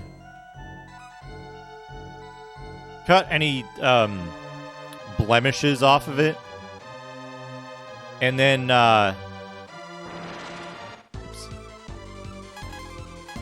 I guess it's just not a battle. And then I will, just take a fork to it and just jab like a million holes in it with a fork, and then run it under hot water. Run it under, like, I have almost boiling hot water out of the tap because I always turn my water heater up so that I can do stuff like this because I'm careful about the hot water. I'll run it under, like, almost boiling hot water, put it in the microwave for, like, 5 minutes or something, and, and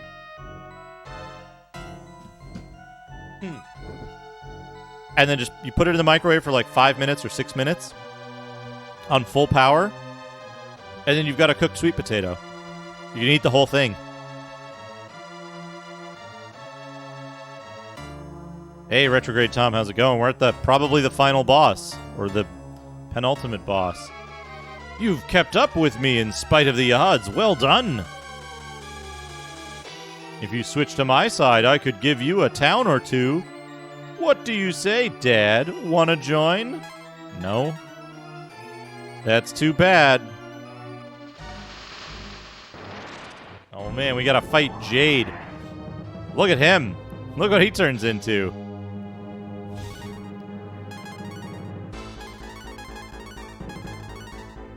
Hopefully we don't need Agni here. Oops, back up. We'll do Rudra.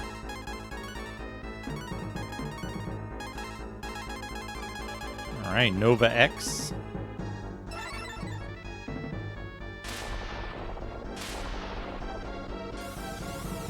Yeah, steaming broccoli in the microwave is good.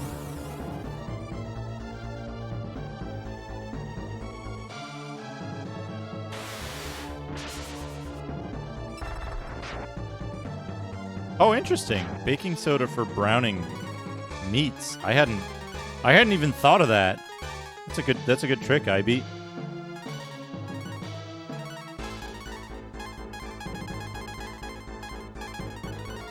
Nova X. Slam. He's got a lot of hit points.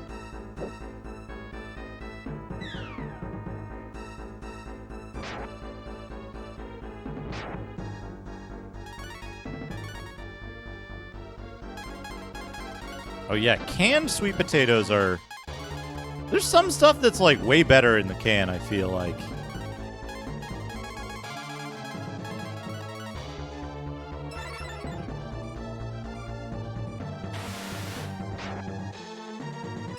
Blast.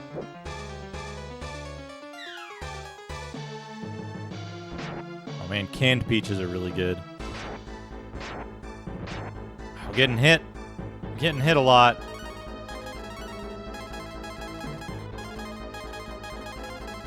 We do Fort X on everybody.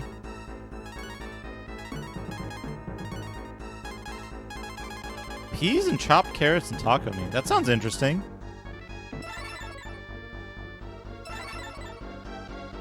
Get everybody's defense up. I gotta make a bunch of taco meat. Can you absorb from him? No. I know there's like, it's common to put, like, peas and finely chopped carrots into, oh, you can use the icy cane and the flame dagger. I got a bunch of fish that I don't know what they do. Let's try using a trout on Thoth.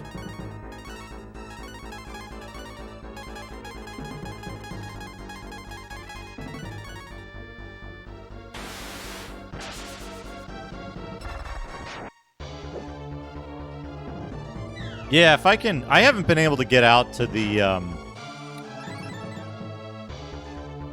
Trout gives a decent amount.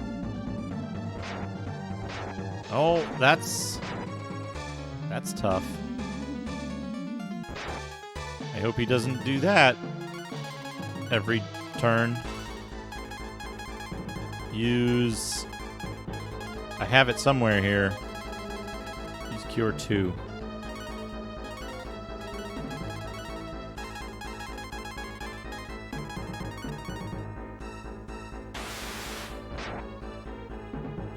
Blast!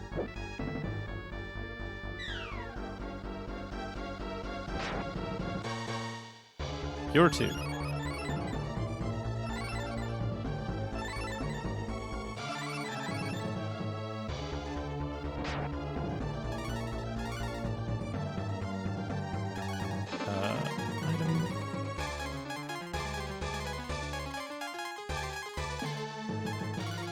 Flame dagger.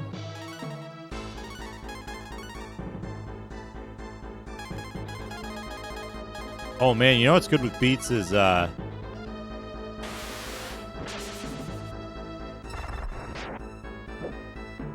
borscht. Yeah, borscht. Borscht is incredibly good. 90 with the flame dagger. That's good. Well, lady's down. That's not too pleased about that. I think I have a life too, right? Yeah, I have many lives too. I think I'm being followed. What could they want from me? Gear Spike, thank you for the follow.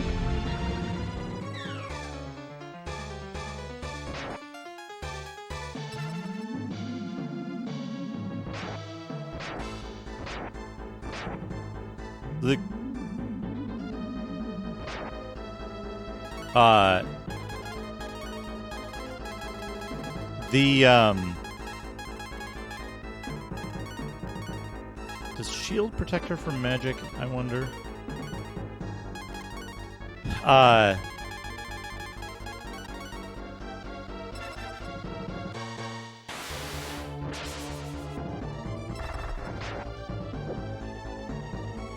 The key with borscht is you want to have extremely high fat content in your sour cream. Ideally, you want to use like smetana, yeah.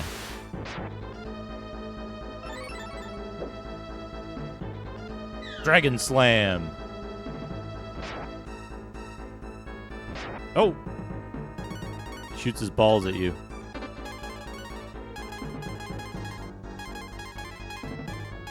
Do.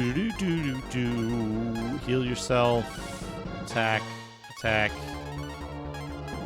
One more Nova X.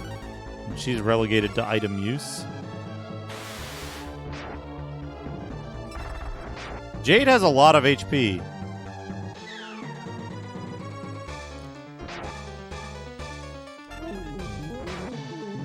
Oh, he's trying to use shock. Oh, I was hoping that would hit.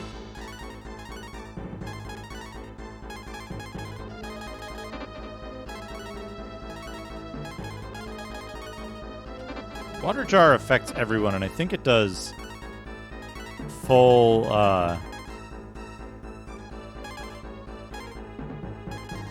whatchamacallit. Eat a melon.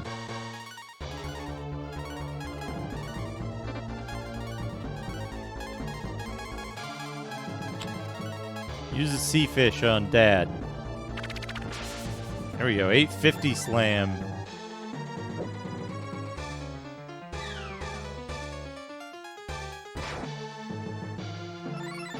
Oh, interesting. I would have figured stuff like that would be,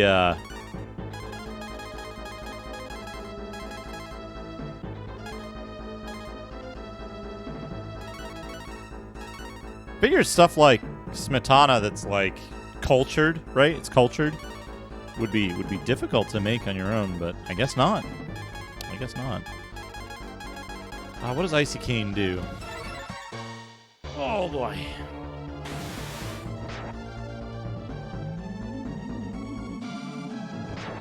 $100 damage. That's not bad.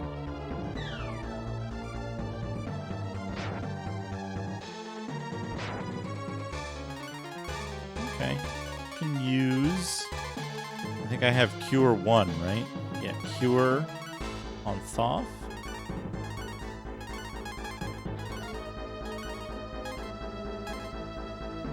One kg cream, 125 grams of natural yogurt. Mix and put in a warm place for 40. It's that easy? No way. And you get the like 9% fat stuff out of that?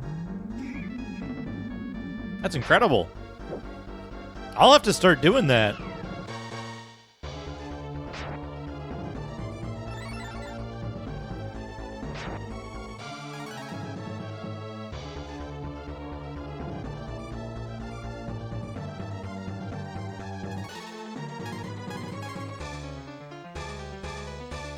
Oh, shit. That's incredible, yeah. The higher the fat, the better. Oh, no, wait. It's not 9%. Where does the 9 come in? I think it's like 9 grams of fat per serving? Per tablespoon? I kind of don't remember now.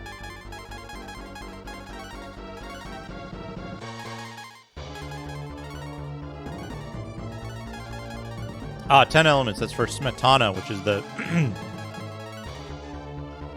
the like super high fat sour cream that you want to use with borscht.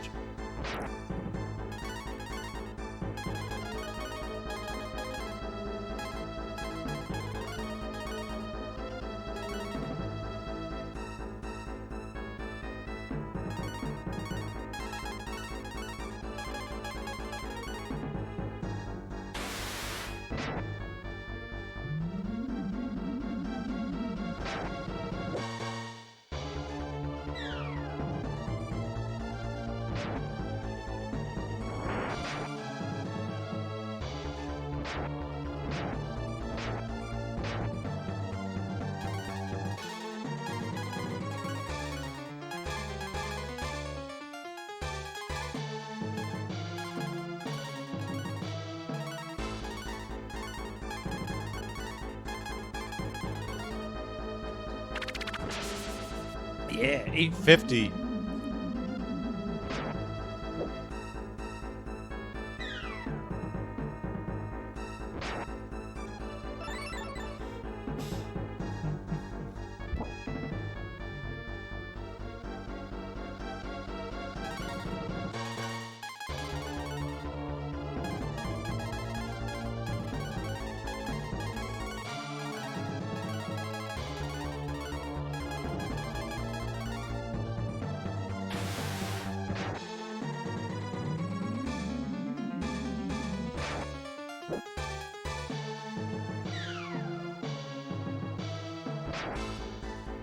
This fight isn't easier if you use the fucking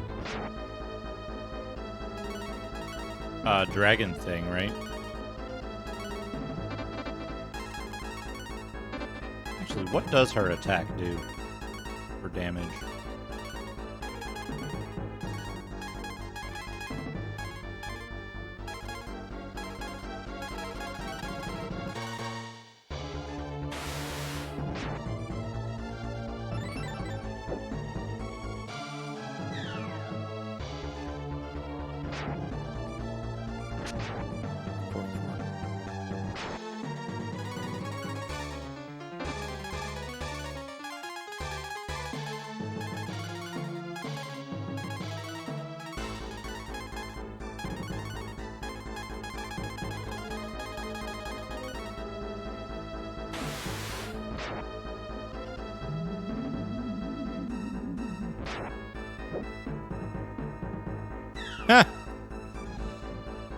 Wait till we start playing like Star Ocean 2. Or, what was another game that had a like cooking mechanic in it?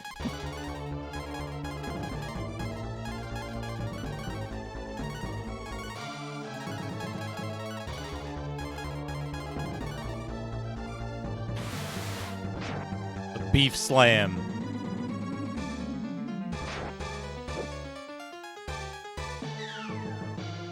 Tails has cooking. Yeah, Star Ocean does. I want to say, oh, this is bad.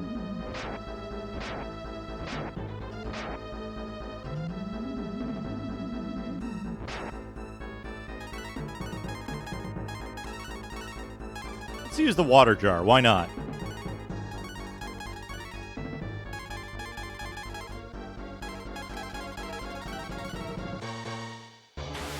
Try drain one more time. It always misses.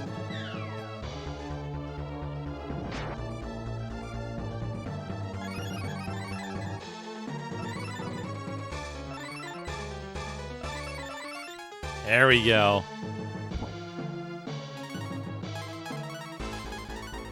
I wonder if Fort X stacks.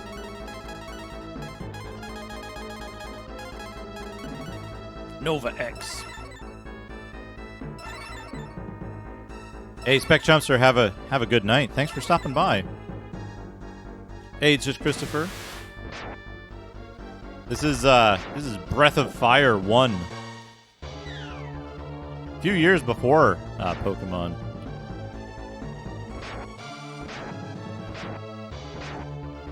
Just a pretty standard JRPG.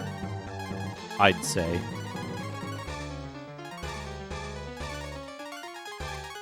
Pretty standard JRPG.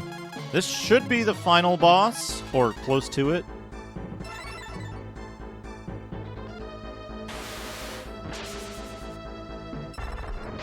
Blast him. Get that magic pixel. Jade grinned fearlessly. Yeah, I kind of expected that would happen. I believe that clears all of your buffs.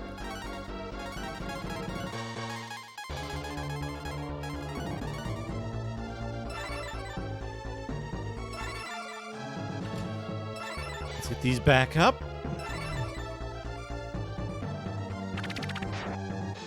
Agni is faster? Can't Agni only do like maximum 99 damage per, or 999 damage per turn, though? Does it reliably do 999 damage per turn?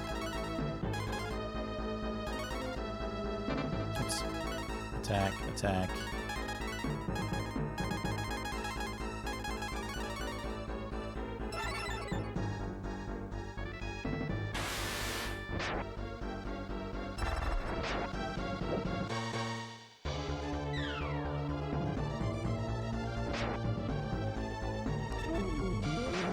Oh, good. He got shock off. What luck. Fortunately, I have a million life 2s.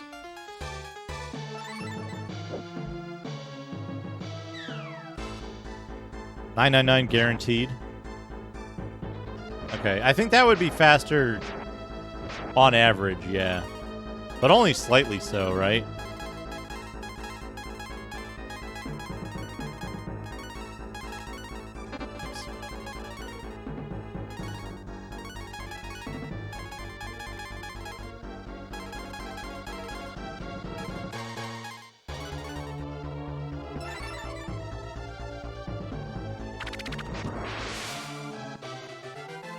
Got him.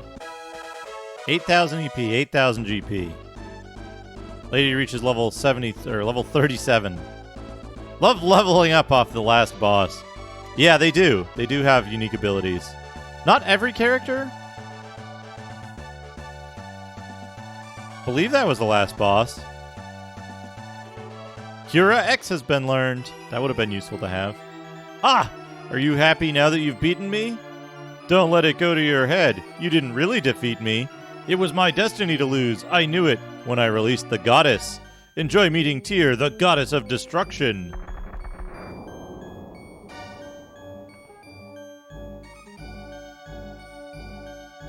Okay. Down we go. I don't know yet. Don't know if it's GG or not.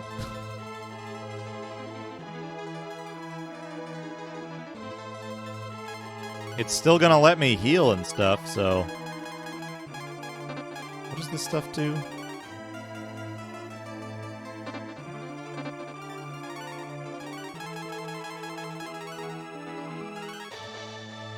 Okay, good. That's good. How do I get my fucking AP back, though? Is it only...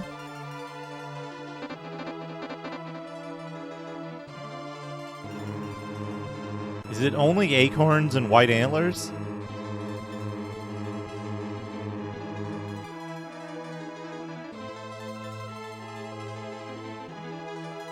What do you want? Did you come here to have a wish granted? No.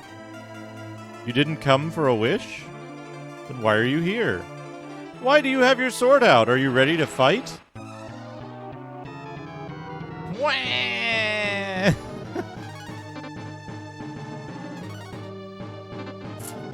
It's gonna take an extra fucking turn to...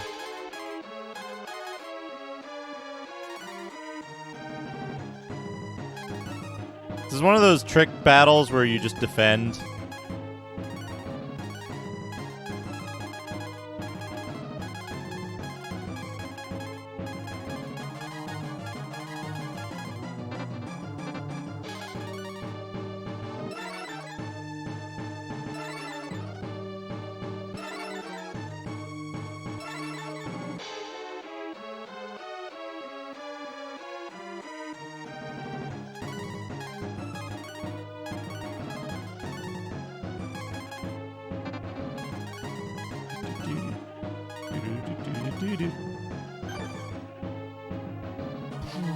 Wow, he's back to normal.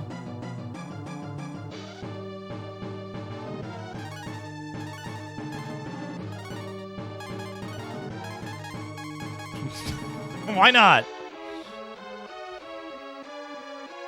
Oh, Goddess did something. Wait, what? Oh, no, defend. Don't attack the Goddess.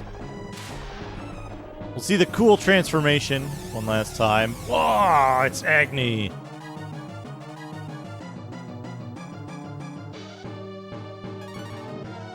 Alright, I guess we attack. Hopefully we don't have to go through that gigantic long fight again.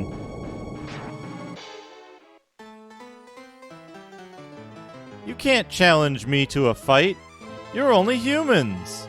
I'll destroy you all. I don't believe this.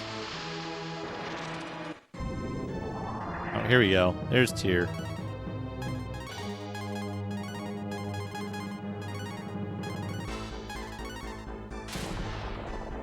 Transform!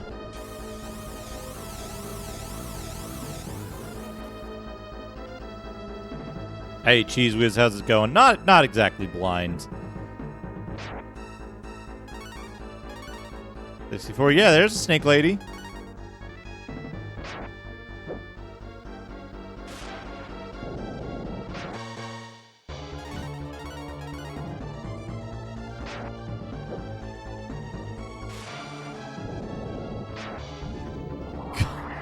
Goddess is intrigued. Okay. She's intrigued. Big crash. Slam.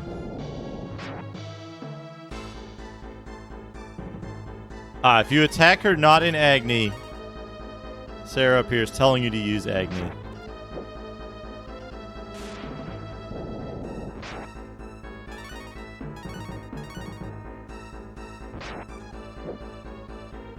Slam! We're getting lots of slams. Even though we're already at max damage. Big crash. There's two characters that can transform. There's Dad and Thoth.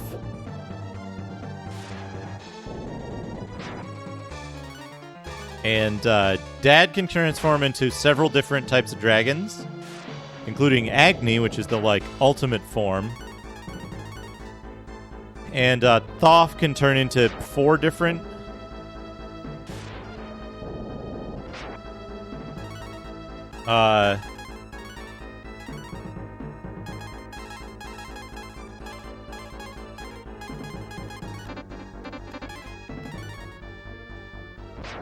4 different combinations of other party members.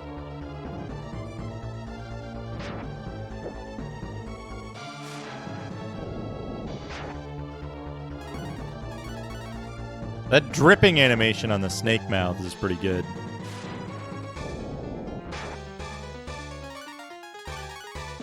I love the neck mouth also is pretty good. The 2 mouths with the neck mouth. Love this design. Agni is a split for 2 endings of the game during the previous fight. Interesting.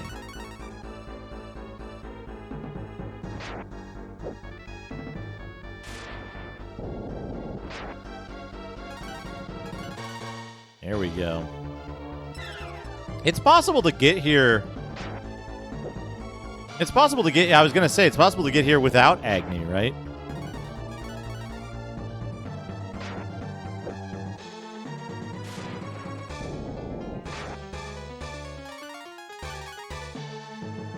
She never does more than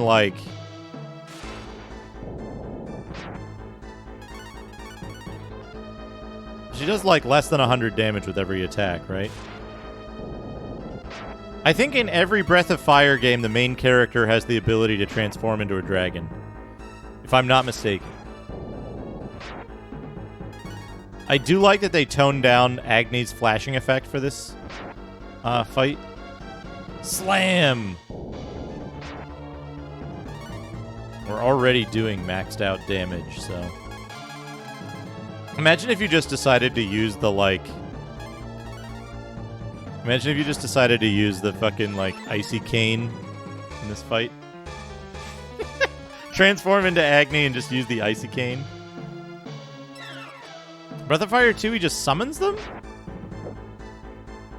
Oh, I thought you transformed in Breath of Fire 2 as well.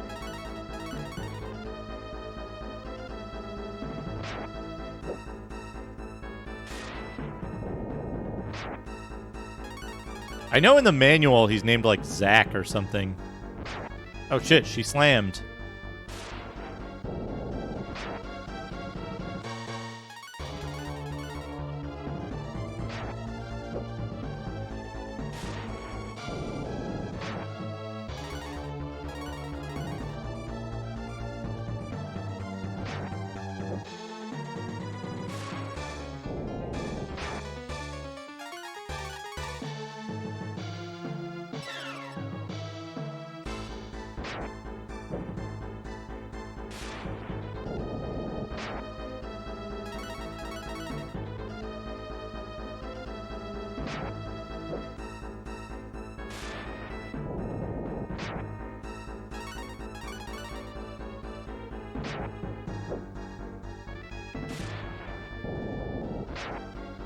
So, both of the final fights of this game are about having the right consumables, huh?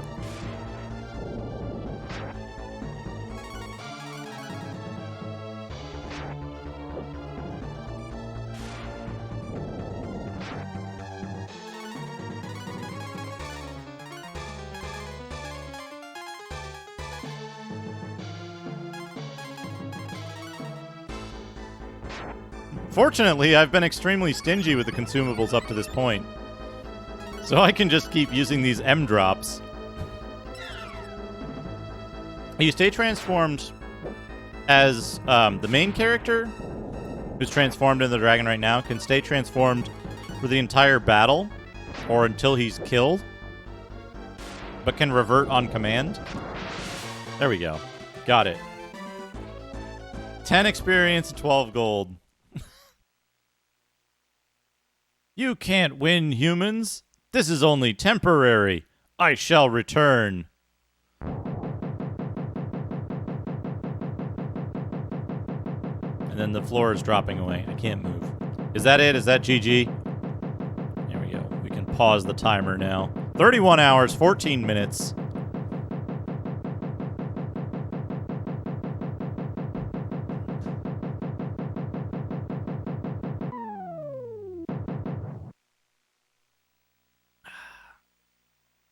Nina, maybe... Okay, you did turn into a bird. Thank you. Oh, no. No, those are other birds. Those are just birds. Thanks for the GGs, everybody. There we go. Sarah, I'm proud of you, Dad. They really choose not to put music here? You turned the tables on the goddess of destruction. You and your companions completed the mission of the legendary warriors. This is the beginning of a new legend. I have watched you succeed, so I have no regrets in leaving you. Dad, wait! Goodbye, Dad. You made me proud. You are a true warrior.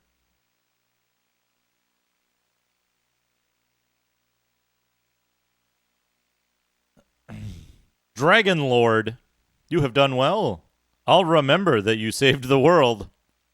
This is the beginning of a new legend. It's finally over. It's about time. There is still much work for you. You must help those who lost much during the war. Can't we take a break? A real hero doesn't quit until the job is done. We're making history. We'll all be legends someday. That's right. Oh, don't forget, you still owe me money. Again with the money. Is he worthy of hero status? Let's go.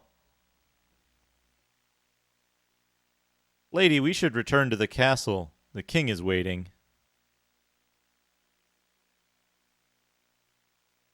There's still a lot of work left to be done. Tell the king that I'll return when I'm ready.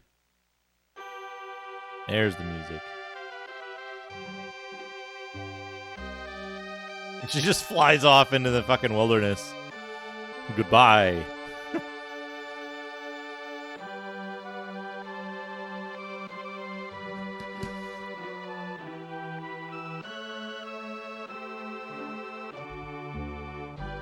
That's a good game.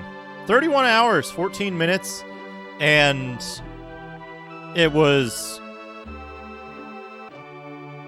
super fun the whole time. I added probably 30 minutes to it by, going down the stupid guy hole in the second to last dungeon. It didn't really have a last third, yeah. I guess the last third, I kind of, hey, Tot Boss. Thank you, welcome. I kind of skipped the last third because I was doing a bunch of stuff as it came up instead of condensing it all into, at the end, right?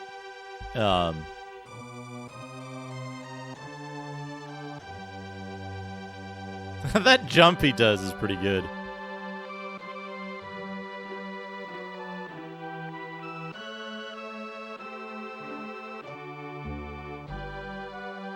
What are they doing at the volcano? What's going on? All right. See you later. See you later, useless guy who spent the whole game like fused into the thief.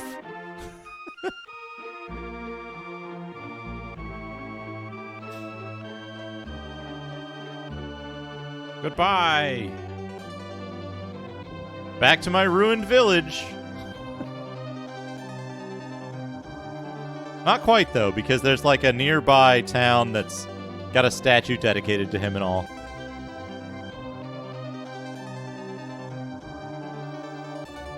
Oh, look at that! Mode 7. I think that's Mode 7. The Rygar son with Sarah in it.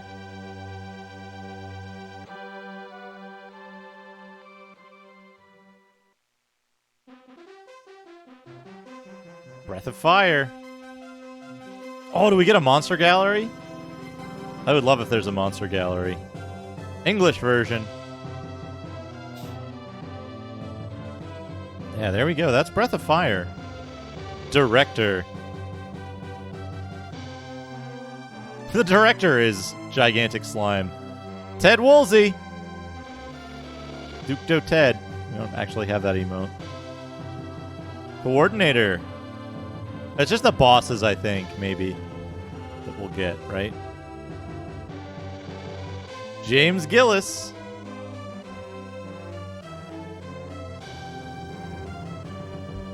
Translation. Wait, Ted Woolsey directed this game? The English version? Hey, Brandyord. Yeah, I'd say that's about normal. That's about normal for this era. Yeah, the giant poster with the monsters and the stats and a map and a list of the items, and they never ever... Yeah, that's what I assume. That's what I assume, is that he directed the English language efforts, meaning most of the translation stuff. Ted Woolsey is a very good translator, in my opinion. Especially of the era. They started getting longer in the PS1 era, and they were significantly, well, for the most part, significantly shorter prior, which is interesting. Charlie Wilson. I love the Mosh Pit Pig. It's very good. The Warhog. Graphics Evaluator. Do you think that was a person who was like, yeah, we need to censor this? Cover up those boobies.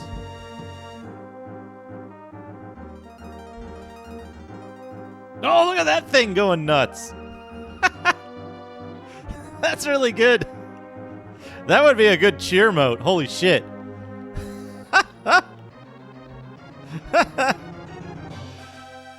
That would be such a good cheer mode.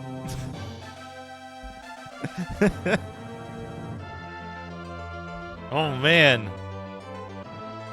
Fucking Jade. That is a good mimic, yeah.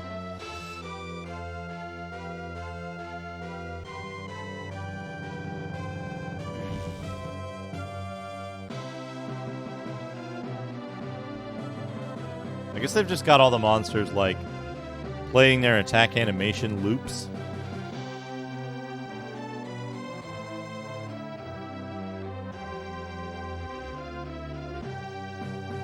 Except for the bosses, which aren't animated.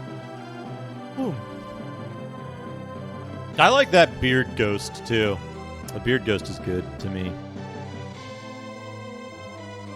And you.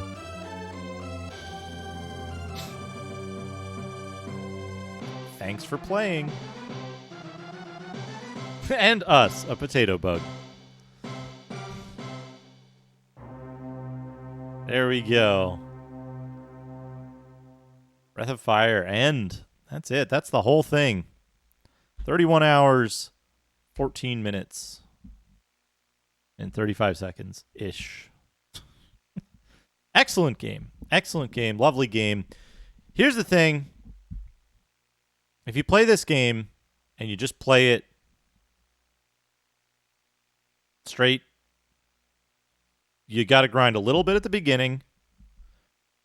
And, like, if you get lost in some areas, but if you basically just take every fight, most of them you can auto battle, and it plays real nice. There's only a few areas where you might be like, where the fuck do I go now? But not that bad. If you make a note of where you see all of the, like, special zones so that you can go back to them easily once you get the ability to open them, that's probably a good idea. But then other than that, it just it's a breeze to play. Real joy to play all the way through.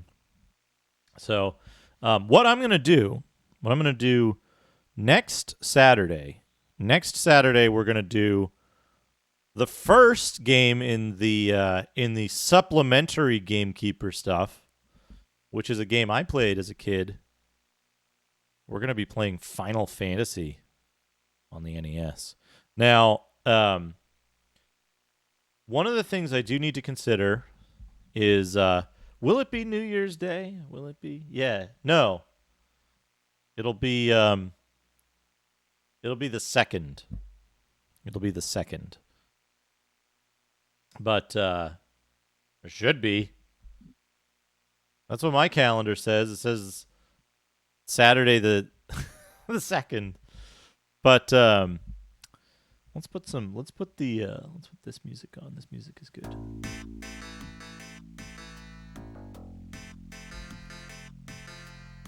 Yeah, I don't know. There might be a different ending there. Presumably not the good ending. I think I'm being followed. What could they want from me? Diego Yamasaki, thank you for the follow. But next Saturday, I'm gonna start on. Final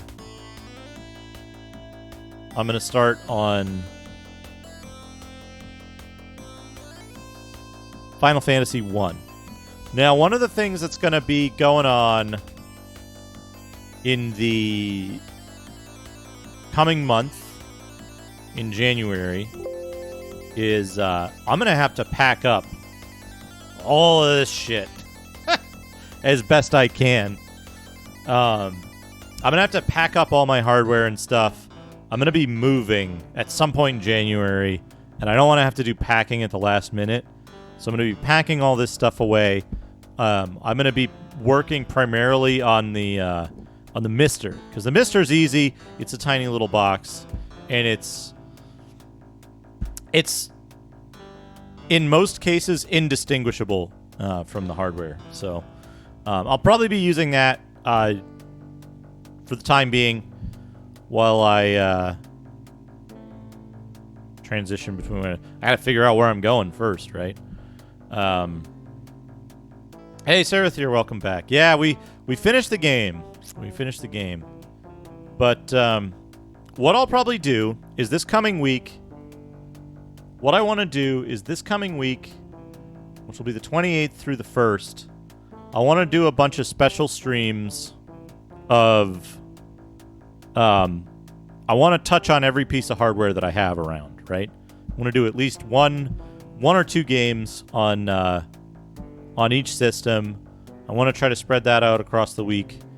There's a couple systems I might keep unpacked because they don't have an analog in the Mister. I'll show you. 1 second.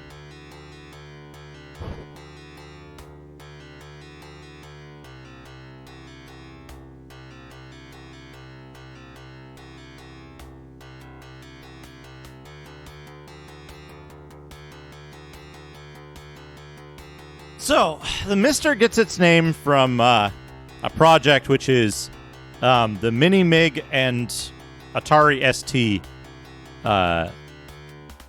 FPGA project.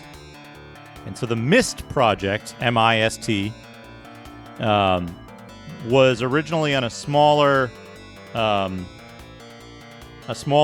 platform. So this little device here, let me go over to Doodad time. We have finished Breath of Fire. So this little guy, you can see it's here's a here's a handy comparison. It's a little bigger than a Super Nintendo controller. It's a little device that allows you to run hardware simulation on a field programmable gate array, and it outputs either analog video with this add-on board here, or HDMI. You can connect a USB OTG hub to it and use USB controllers. It has Ethernet capabilities. It's based on the DE10 Nano board, which is it's an Intel Cyclone 5, and an ARM processor of some kind, and it has a bunch of stuff on it. Then you get a little add-on for memory, and if you want it, you get this thing for the analog video output. Takes an SD card somewhere in here. Yeah, it takes an SD card. You put your games on the SD card, and it'll run those. I got this originally. I think actually, I was thinking about getting one, and then a friend of mine actually sent this to me for free because he had an extra one. But I started using this for systems that I didn't have already, right? Which is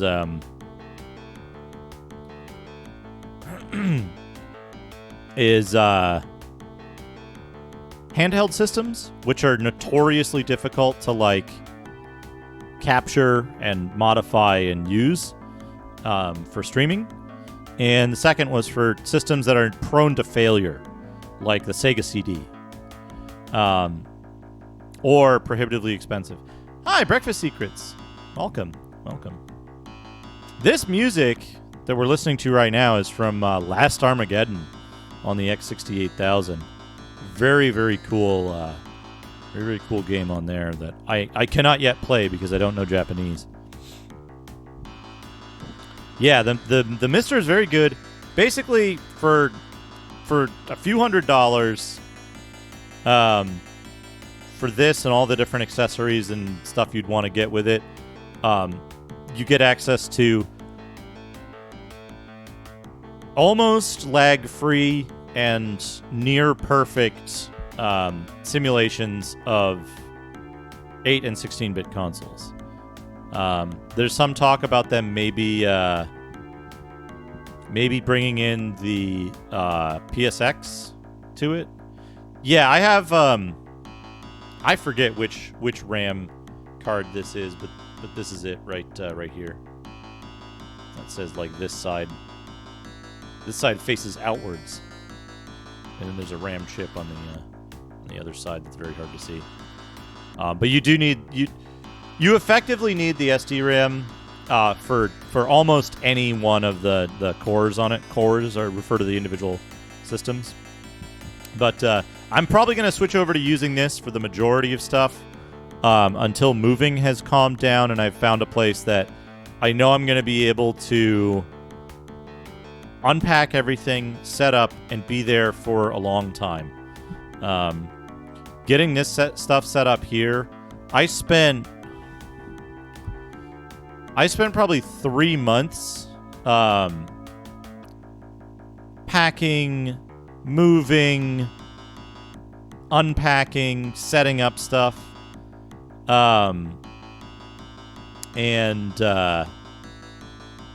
getting everything set up here. If I do that, it takes 3 months, and then I'm going to have to move again.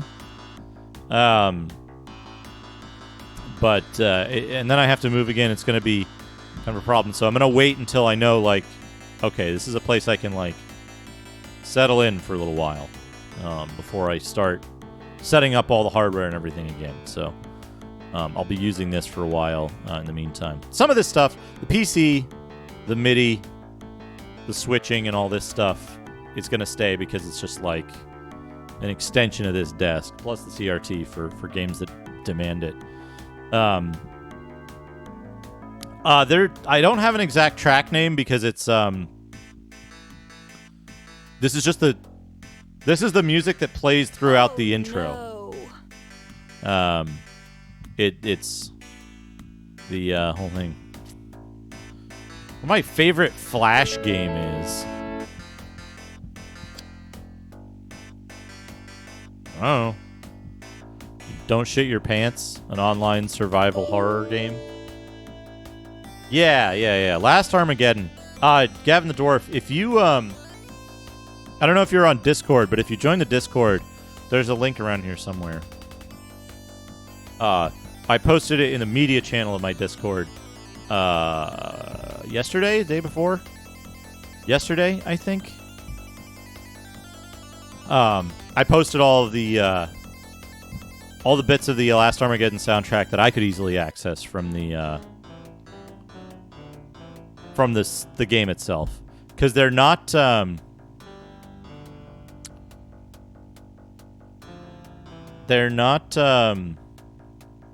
what's the word I'm looking for? They're not online anywhere that I could find easily. There were some other versions of the soundtrack, but not the X68000 version. Those are the people who went on to make what's it called? The game that everybody points to as being like, well, this isn't a roguelike. And then, like, clamoring about Berlin decisions and stuff. Rogue Legacy. They went on to make Rogue Legacy, which is a fantastic game, by the way. Absolutely wonderful game. One of the few games that, like, of its type that I, like, finished and then played more of. I usually finish those type of games. I'm like, oh, okay, I got it. I did it. That's it. That's all I needed. That one I restarted from the beginning and played more of, which was good. Back when it was new. I haven't. I honestly didn't know there was a new one. Shows how well I keep up with new games.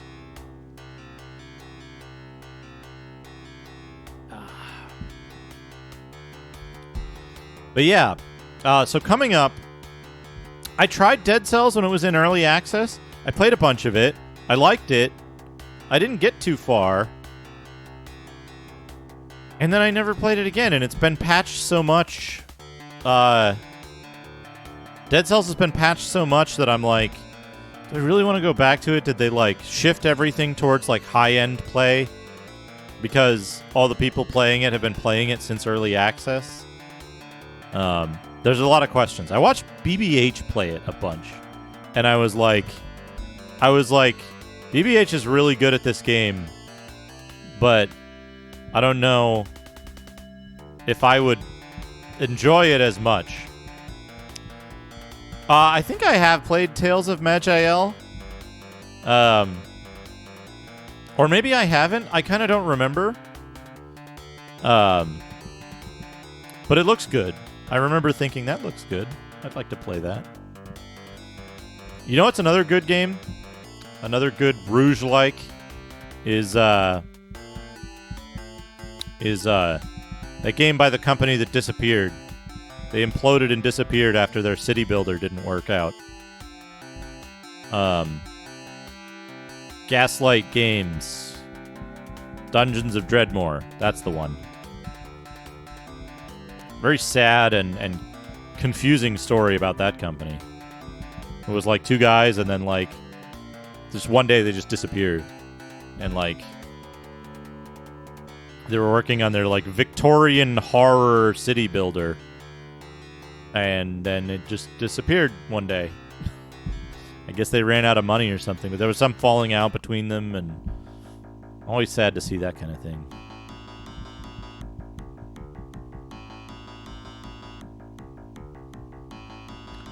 But yeah. Do I do more stuff? Do I play more games after Breath of Fire? Do I wrap it up early so that I can eat some hot dogs and macaroni and cheese, speaking of cooking things? Do I Yeah, Dungeons of Dreadmore I really liked. I always wanted to do all of the things, so I like built my character to like Incoming file transfer. too broad and too shallow. But it turns out like if you go deep into individual trees and play a specific way, you become a lot more effective. Never finished it. Leather jacket with a wizard sleeve. I've heard good things about Hand of Fate, too. As well. Hand of Fate as well, not Hand of Fate 2, because there is a second one, right?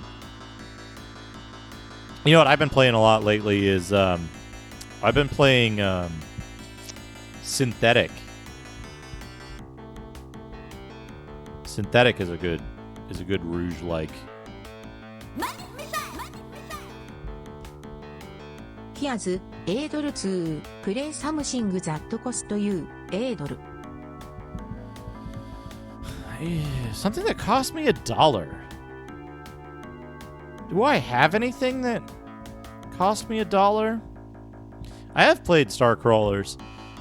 Starcrawlers is weird to me. I want...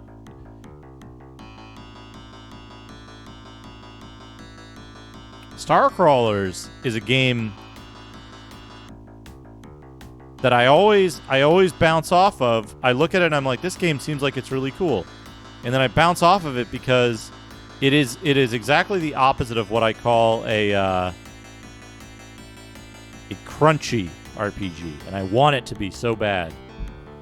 But it isn't.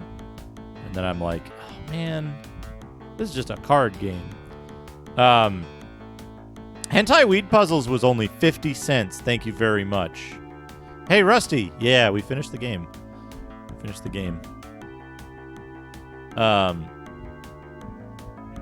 But Hentai Weed Puzzles was 50 cents. I wouldn't spend $1 on that.